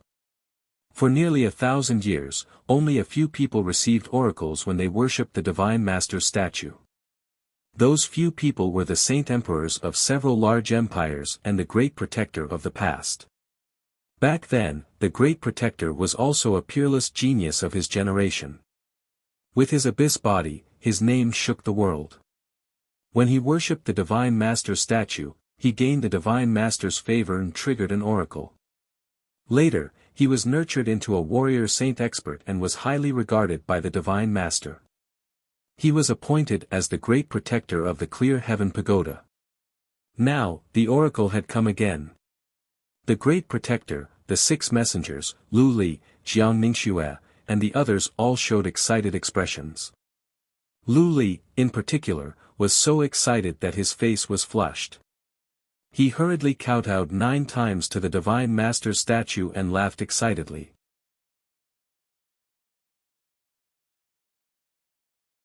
Chapter 1531. Everyone understood that a person that could trigger an oracle must have received the Master of God's favor and attention. Such a person would either be a powerful warrior like the 6 holy emperors or a peerless genius that could become a powerful warrior of the holy emperor level in the future. Today was the day that Lu Li paid homage to the Master of God. Not only was Lu Li devoted to the Master of God, but he was also a gifted warrior. Almost everyone was convinced that the oracle was given to Lu Li by the Master of God. The several messengers were looking at Lu Li with gratification and applauding him. This is great. Lu Li's devotion has moved the Master of God. For decades, we have seen with our own eyes that Lu Li would come back to pay homage to the Master of God every 2 years to thank the Master of God for his cultivation. He deserves it. When Lu Li was still an apprentice, we all thought highly of him and believed that he would achieve great things in the future. It seems that we are right. Right. The Master of God has given us an oracle. This is his acknowledgement of Lu Li. Chief Guardian was so happy that he even forgot about Ji Tianqing's disrespect to the Master of God. Looking at Lu Li with glowing eyes, Chief Guardian exclaimed, "Lu Li, I have always seen your talent and your devotion to the Master of God and I approve of it. Now, you have finally won the Master of God's favor and the oracle is here. You have achieved something. I am happy for you and I am proud of you." Lu Li had become the center of attention. Being praised by the chief guardian and several messengers, he was so excited that his heart was pounding. He had been waiting for this day for hundreds of years. In order to win the Master of God's favor, he had done everything he could. Now, his wish had finally come true. He was so happy and excited that he almost jumped to his feet. That being said, he tried his best to suppress his excitement. He remained humble and courteous. He bowed to the chief guardian and the messengers and expressed his gratitude in a dignified manner. Jiang Ningxue and the other geniuses of the Empire of Thousand Snow were looking at Lu Li with admiration and admiration. For them, this was a dream that was out of their reach. They were excited and proud that Lu Li had been acknowledged by the Master of God. However, right when everyone was filled with excitement and revelry, a voice that was filled with bewilderment resounded once more in the hall. Why is the Divine Master's oracle a little strange? The hall instantly quieted down. Everyone stopped smiling and turned to look at Lin Daoi. He was the first one to notice the arrival of the oracle. Now, it was him again. After carefully examining the oracle, he asked this question. Everyone looked at the jade slab at the base of the statue. On the white jade slab, there were 2 lines of golden words. When I first entered the conferred God's land, I was struck by lightning from the 9 heavens. When the day comes, I'll break the secrets of heaven with a single sword. The years passed without a trace, the affairs of the world reincarnated into another epoch. Even now, I still think of the 9 heavens beyond, destroying the Milky Way and breaking spacetime with my palm. Previously, when everyone saw the white light flickering on the jade board, they only knew that the Divine Lord's oracle had arrived. Because of this, they cheered and jumped for joy. No one carefully read the contents of the oracle. Now, they stared at the 2 lines of words. After reading it 2 or 3 times, they all frowned in confusion. Not only did the chief guardian and the 6 emissaries find it strange, but even Jiang Ningxue and the several geniuses of the Empire of Thousand Snow were suspicious. They secretly observed Lu Li's expression. Lu Li stared at the 2 lines of golden words. The excitement and ecstasy in his heart disappeared without a trace. He was filled with confusion, disappointment, and unwillingness. He pressed his lips together and said nothing. Anyone could see that the first sentence of the oracle excluded Lu Li from the list. When he first entered the conferred God's land, he was struck by lightning from the 9 heavens. This clearly meant that the one favored by the Divine Lord had just entered the Mount of Conferred Gods and he had attracted lightning from the 9 heavens. When the day comes, I'll break the secrets of heaven with a single sword. This implied that the Divine Lord thought highly of this person. This person was talented and had unlimited potential. In the future, he would become a powerful warrior who could break the secrets of heaven with a single sword. As for the second paragraph, no one could understand it. For example, the words, time of ages, reincarnation after reincarnation, beyond the 9 heavens, destroy galaxies, and break time and space, were even more confusing. The Divine Lord's oracle was strange. No one knew who it was referring to. The chief guardian, the 6 emissaries, Lu Li and the others were all silent. They frowned and discussed in confusion. Ji Tianqing was the only one in the hall. After a moment of thought, he put on a smile. He put his hands behind his back and stared at the statue of the Divine Lord with glowing eyes. He murmured to himself, it seems that the changes in heaven and earth and the thunderbolts were not coincidences. Martial God Taihao has sensed my existence and he thinks that I am Kenshin.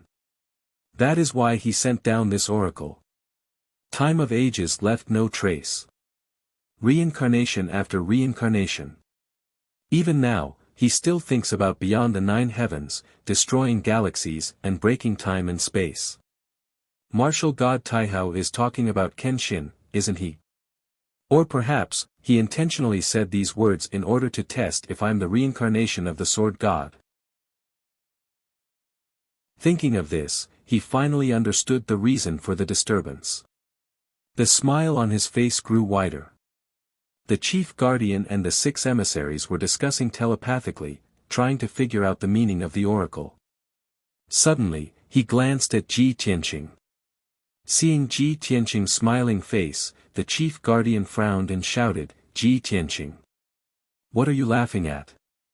This is a sacred temple. How dare you be disrespectful to the Divine Lord?" The cold and angry shout interrupted everyone's thoughts. Everyone's gazes gathered on Ji Tianqing. Ji Tianqing did not restrain himself. Instead, the smile on his face grew wider. He said in a playful tone, "I am laughing at someone who thinks he is infallible and misinterprets the Divine Lord's oracle. Making such a joke is disrespectful to the Divine Lord, isn't it?" The chief guardian was rendered speechless. His old face turned red. But he maintained his dignified look and shouted, "The Divine Lord's oracle is of course unfathomable and contains heaven's secrets. It is normal that mortals like us cannot understand it. How can it be a joke?" Ji Tianqing stared at him and said with a smile, "Everyone is cheering and celebrating before they can see the oracle clearly. What is this if not a joke?" The chief guardian and the emissaries blushed at the sarcasm. They were embarrassed and ashamed. Lu Li, Jiang Ningxue and the others were so ashamed that they wished they could find a hole to hide in. Seeing that the chief guardian was speechless, Ji Tianqing continued, "Is the oracle really that hard to understand? I don't think so. Just entering the apotheosized land and being struck by lightning." "Ha, ha." He sneered and glanced at the chief guardian and the emissaries. Then, he turned around and walked out of the hall. Everyone looked at his back and suddenly thought of something. Their expressions changed drastically. Lin Dui exclaimed in disbelief, "I understand now. The oracle is talking about Ji Tianqing." Chapter 1532. Even if Lin Dui did not remind, the majority of the people present also guessed the answer. That Divine Master's oracle was absolutely not bestowed to Lu Li. It was talking about precisely Ji Tianqing. After all, there was a sentence in the oracle, "First enter God's sealing mountain, be struck by divine lightning of the 9 heavens." Looking at the past 1,000 years, only Ji Tianqing alone could cause such a commotion.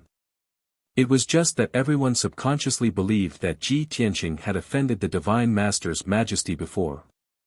He was still a sinner right now, how could he possibly obtain the Divine Master's oracle? When the oracle descended, everyone's first reaction was Lu Li and would not consider Ji Tianqing at all. This was simply too preposterous. But the oracle still appeared clearly on the jade tablet. Who dared to question the Divine Master's oracle? The expressions of the chief protector and the few divine envoys all became very complicated. Before this, they did not take Ji Tianqing seriously and even somewhat loathed and hated him. In terms of strength, this guy could not rank in the top 5. In terms of talent, this guy was also very ordinary. Yet, this guy was arrogant and conceited, triggering a huge change in heaven and earth, causing God's sealing mountain to tremble and nearly causing a catastrophe. If not for Jiu coming forward to protect him, the chief protector would have long expelled him from the vast heaven pagoda. But now, this guy just bowed to the Divine Master's statue and obtained the Divine Master's favor, even showing the oracle. This was simply too inconceivable, too dreamy. The few divine envoys stared at the oracle and were still whispering to each other, discussing the meaning of the oracle. But the chief protector frowned, all sorts of thoughts currently flashing through his mind. No wonder His Highness Jiu would protect Ji Tianqing. It must be that His Highness saw through this boy's extraordinariness long ago and will obtain the Divine Master's favor. Previously, this seat was still planning to find a chance to expel him from God's sealing mountain in the future, to prevent him from wreaking havoc in the Holy Land again.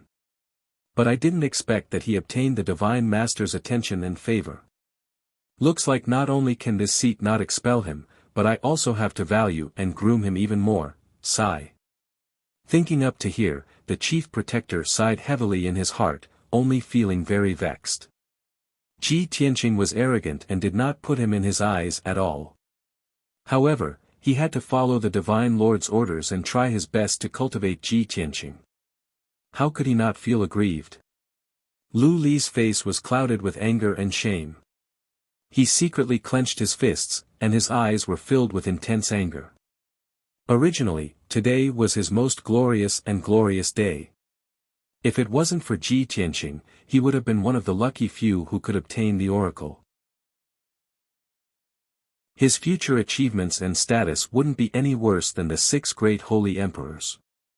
But now, all the glory belonged to Ji Tianqing. He had become a complete joke. Ji Tianqing. You damned beast, this sovereign will definitely kill you and tear you to pieces.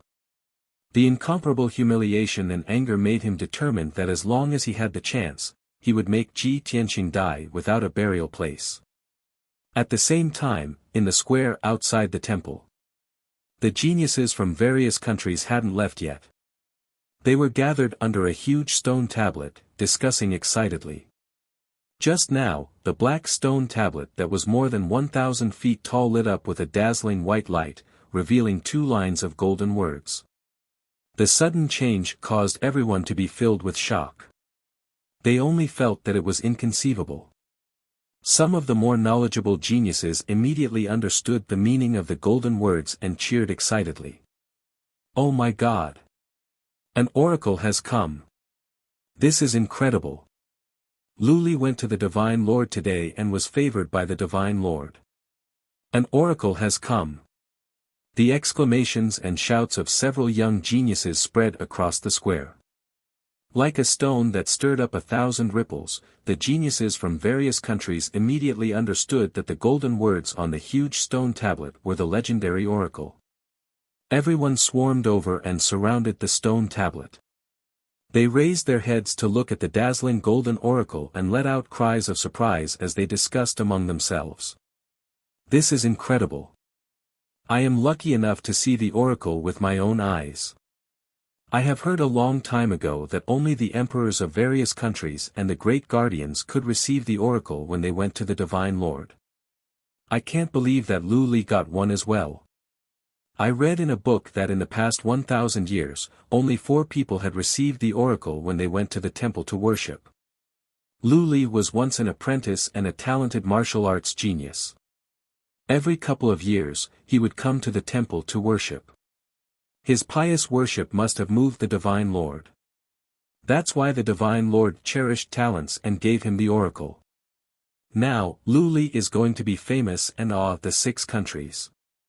He can be favored by the Divine Lord. In the future, he will be as successful as the holy emperors of various countries. Everyone's faces were filled with excitement, as well as intense envy and jealousy.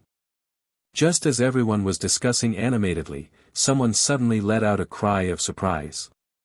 Look, why is that guy coming out? Many young geniuses turned to the gate of the temple. They saw a handsome man in a white robe walking out of the temple. Everyone was not unfamiliar with him and recognized him immediately. He was Ji Tianqing.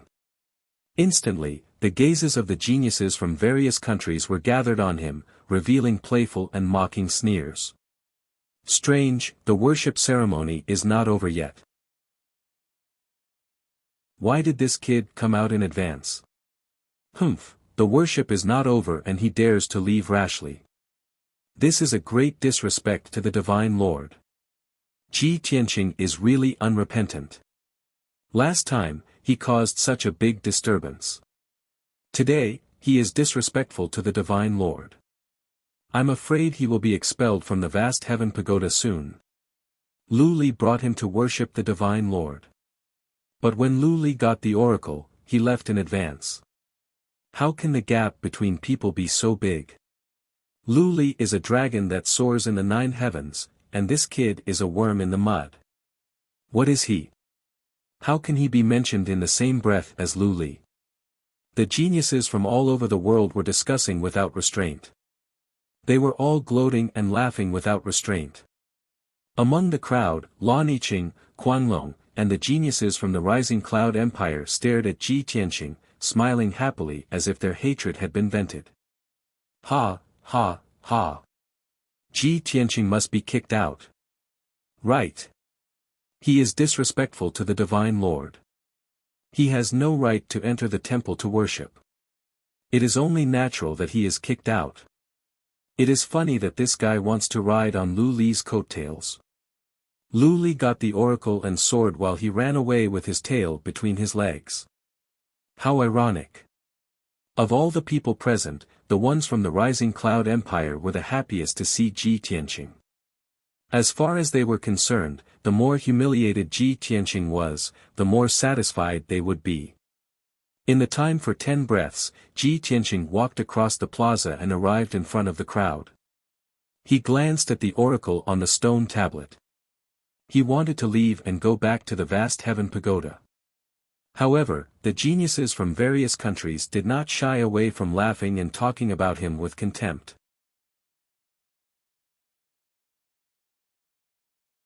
Chapter 1533. Today, the young geniuses of the Outcloud Empire were here to humiliate Ji Tianqing. Lan Yiqing had led the young geniuses to stop Ji Tianqing from going to the temple to worship. Instead, Ji Tianqing was angered to the point of vomiting blood. Now that Ji Tianqing had been kicked out of the temple, she would not let go of this chance to humiliate Ji Tianqing. The young geniuses stood in a row in front of Ji Tianqing. Ji Tianqing stopped. He looked at Lan Yiqing and the others with a straight face and said coldly, "Good dogs don't block the way. If you know what's good for you, piss off." As soon as he spoke, Lan Yiqing and the others were livid with rage. Their eyes were burning with rage. Lan Yiqing sneered and said with contempt, "Ji Tianqing. How dare you be so arrogant under these circumstances? You are courting death." Quan Long also grinned and sneered, "Ha, ha, you have no shame in betraying your own country. You want to curry favor with Lu Li of the Empire of Thousand Snow. You are willing to be his lackey. What is the result? He worships the Immortal Lord and is favored by the Immortal Lord. Now, you are kicked out of the temple. You don't even have the right to worship the Immortal Lord." Ji Tianqing's eyes grew cold. There was a glint of coldness in his eyes. He put on a meaningful sneer. He glanced over to Quan Long, Lan Yiqing and the young geniuses of the Outcloud Empire and said in a low voice, "You think the Immortal Lord gave the oracle to Lu Li and I was kicked out of the temple? So, you bunch of clowns can't wait to jump out and humiliate me?" The young geniuses let out disdainful smirks. "Of course. You're the one humiliating me, you traitor. Ha, ha, ha, at least you know your place. Ji Tianqing, you have been expelled from the Outcloud Empire. You don't deserve to be a citizen of our country. Traitor. Kneel down and admit your sins." The geniuses of the Chu Yun Empire had the advantage in numbers, and Ji Tianqing had been chased out of the temple. Under such circumstances, the geniuses were naturally arrogant and wanted to take the opportunity to humiliate him, ruthlessly trampling on his dignity in front of the geniuses of the 6 nations. Ji Tianqing suddenly smiled. He was so angry that he laughed. His entire body erupted with soaring battle intent. His incomparably powerful aura was like an invisible mountain that pressed down on everyone. "You bunch of clowns dare to point fingers in front of me? I've already warned you before. Since you insist on seeking death, I'll grant you your wish." He roared with a domineering aura, and his entire body lit up with a golden light that soared into the sky. His body also suddenly grew to a height of more than 10 meters, turning into a majestic giant. "All of you, get down." Amidst his furious roar, he suddenly waved his palms and fiercely slapped at the 3 young geniuses in front of him. Heaven-seizing palm. The 3 of them were sneering and mocking him when suddenly, 2 giant golden palms descended from the sky with a force that could destroy heaven and earth. The 3 of them instantly froze, and their eyes widened in horror. They had never imagined that Ji Tianqing would actually be so arrogant, attacking at the slightest disagreement. The power of the giant golden palms was too terrifying, and the speed of the attack was also extremely fast. Before they could react, they were hit by the giant golden palms. Bam! Bam! A deafening muffled sound suddenly exploded in the square. Two giant pits were formed on the hard and sturdy stone ground. The three young geniuses of the Chu Yun Empire were lying in the ruins, covered in blood, and had already fainted. The sudden upheaval left everyone in the square dumbfounded. The geniuses of the various nations had an incredulous expression as they looked at Ji Tianqing with astonishment and exclaimed, "Oh my God! Is this guy crazy? He wants to become enemies with more than 10 geniuses of the Chu Yun Empire. He actually dares to injure other geniuses outside the temple. He's really lawless. This guy is finished. No one dares to cause trouble on Mount God Bestowment. He's dead meat. Heh heh, the people of the Chu Yun Empire are actually fighting among themselves outside the temple. What a joke." The young geniuses of the various nations quickly retreated to the edge of the square and watched the battle calmly, as if they were waiting for a good show. Song Zhanyu, who was in the crowd, stared deeply at Ji Tianqing and sneered. "Humph! This guy is really arrogant. He actually dares to fight more than 10 young geniuses in front of everyone. That's good. I can see how strong he is.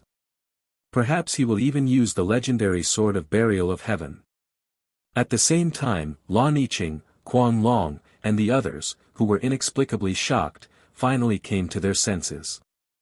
They looked at the deep pit in front of them and their three companions at the bottom of the pit. They were instantly furious and roared angrily. "Ji Tianqing! How dare you make a move outside the divine hall? You traitor! How dare you attack your own countrymen? You're heartless. Ji Tianqing, don't blame us for bullying you because we outnumber you. Today, we're going to clean up the Chu Yun Empire and teach you a lesson." Lan Yiqing, Quan Long, and the others were shocked and angry at first. After they calmed down, they were overjoyed. Everyone saw that Ji Tianqing had started the fight.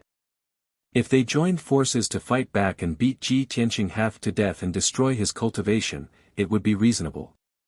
They would not be punished. This was the best chance for them to take revenge and destroy Ji Tianqing. At this thought, Lan Yiqing, Quan Long, and the others all used their secret skills and attacked Ji Tianqing with all their might. Ji Tianqing was not afraid. He sneered disdainfully, "A bunch of trash. I said I would beat you up. Do I have to pick a time?" As he said that, he swung his fists again and used his ultimate move to attack the two young geniuses not far away. Star-shattering fist. The two young geniuses were Quan Long's fans. They had been following Quan Long and were very arrogant. They had been cursing him. However, the two of them were only at the 4th level of the primordial spirit realm. Before they could defend themselves, the two balls of dazzling golden fist radiance had already struck the two of them. Bam! Bam! With two dull thuds, the two young geniuses were sent flying. Blood spurted out of their orifices as they landed 1,000 feet away. The two young geniuses smashed into the edge of the square. After they landed, they fell unconscious and did not get up again. At this time, Lan Yiqing, Quan Long, and the 6 young geniuses all used their powerful ultimate moves to attack Ji Tianqing. Pillars of fire, ice blades, and sword radiance of various colors, as well as the radiance of spells that covered the sky, fell from the sky and enveloped Ji Tianqing. The area within a radius of 3,000 meters was instantly transformed into a colorful and dazzling world. Ji Tianqing's figure was about to be drowned by the various spells. At this critical moment, Ji Tianqing was fearless even though he was facing 8 opponents alone. Golden light flashed behind him and a pair of golden wings appeared.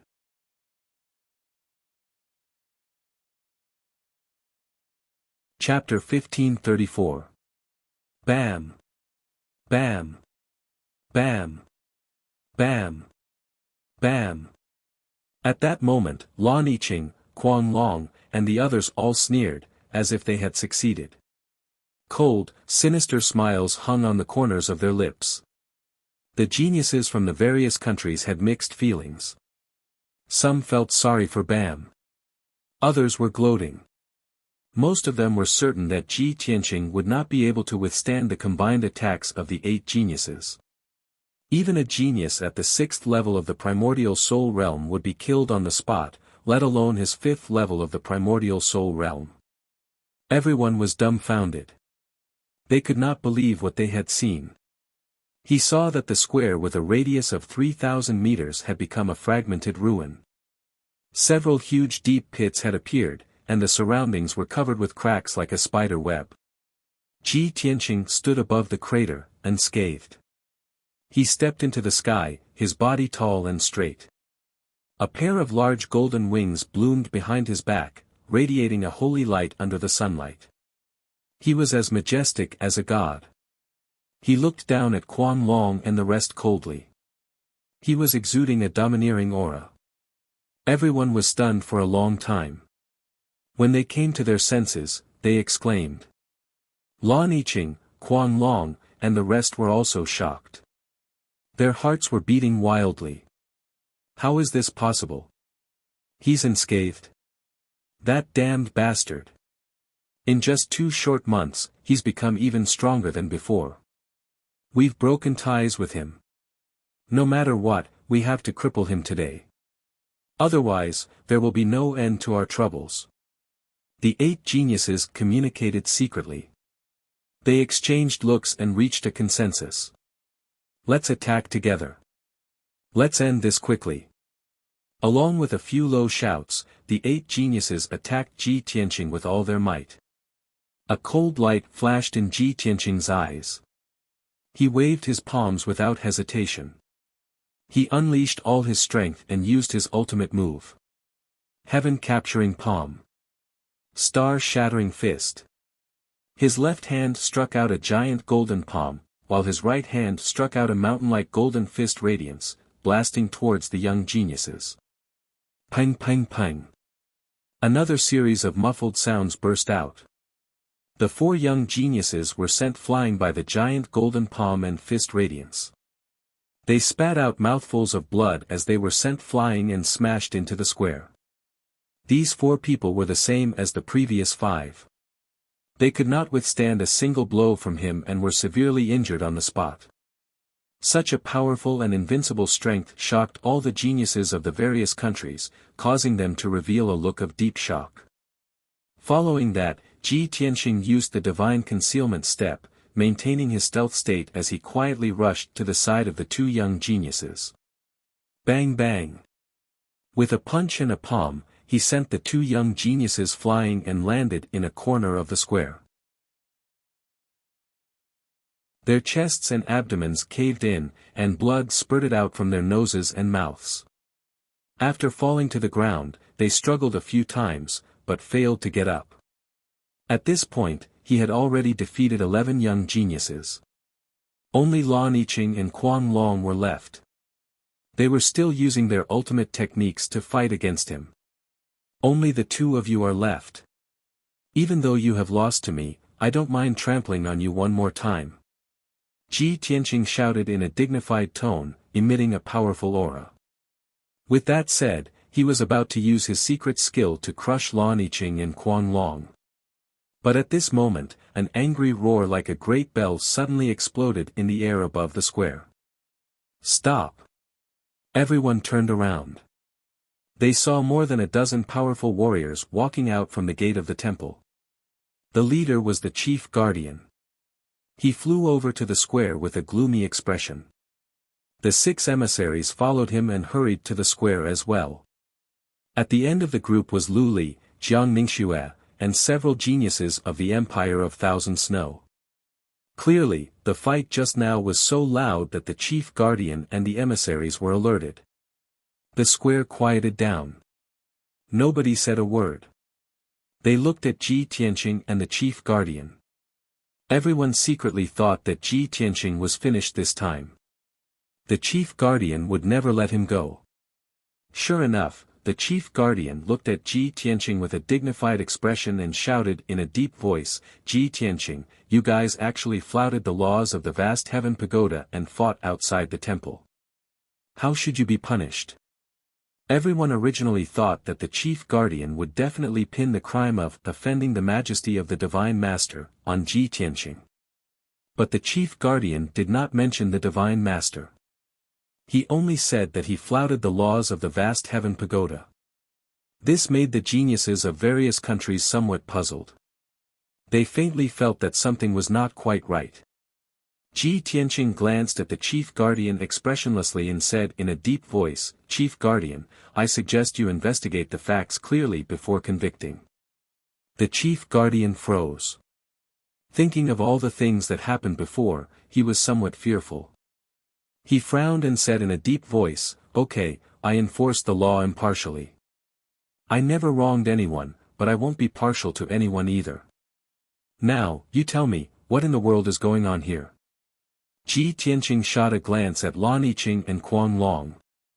He said in an indifferent tone, "A bunch of mad dogs that bite people indiscriminately.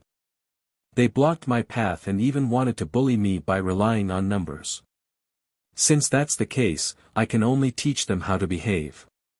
The moment these words came out, the geniuses of various countries sucked in a cold breath one after another, revealing looks of shock and astonishment on their faces. My heavens, this guy is simply crazy to the point of defying the laws. Facing the chief guardian's questioning, he still didn't hurry to plead guilty or explain. He's actually so arrogant. Isn't this courting death? Too arrogant. This brat offended the chief guardian once in the first place. Now, he has such a vile attitude. He's completely hopeless. Wait and see. He's arrogant for a while now. There'll be time for him to cry right away. Lan Yiqing and Quan Long were scolded in public by Ji Tianqing. They were so ashamed that they trembled in anger. Quan Long stepped forward bravely and bowed to the chief guardian. He explained, "Chief guardian, a dozen of our disciples couldn't stand Ji Tianqing's ugly face and his shameless act of betraying our country. In order to protect the dignity of our country, we reprimanded him a little, hoping that he would repent and turn over a new leaf. But we didn't expect him to be so arrogant and audacious. He actually dared to fight outside the divine hall and seriously injured 11 of our countrymen until they fainted."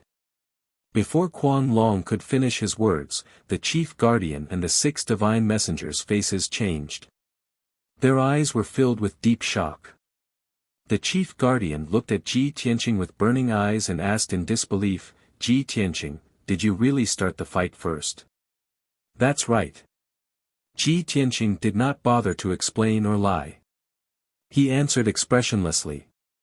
The glint in the chief guardian's eyes intensified. He asked in disbelief, "You fought a dozen of them alone?" "That's right." Ji Tianqing nodded with an indifferent expression. The chief guardian narrowed his eyes immediately. Perilous waves surged in his heart. This brat fought a dozen of them alone and came out unscathed. But he knocked 11 geniuses unconscious. Why didn't this seat notice that he had such tyrannical strength previously? No wonder this brat has always been arrogant and haughty. No wonder he could cause the divine master to send down an oracle. With his strength at the 5th level essence spirit realm, he can reach such terrifying combat strength. He is indeed a rare genius. The few divine messengers exchanged glances and saw the shock in each other's eyes. Previously, they were still trying to figure out the meaning of the oracle. Now, they could finally confirm that the oracle was for Ji Tianqing. Quan Long saw that the chief guardian and divine messengers were silent. He said somewhat anxiously, "Chief guardian, Ji Tianqing turned a deaf ear to the vast heaven pagoda's laws and openly fought outside the divine hall. You're tuning into the Han Li's Wuxia Chronicles YouTube channel. We're so grateful for your support, and don't forget to subscribe to join us on this incredible journey through captivating stories.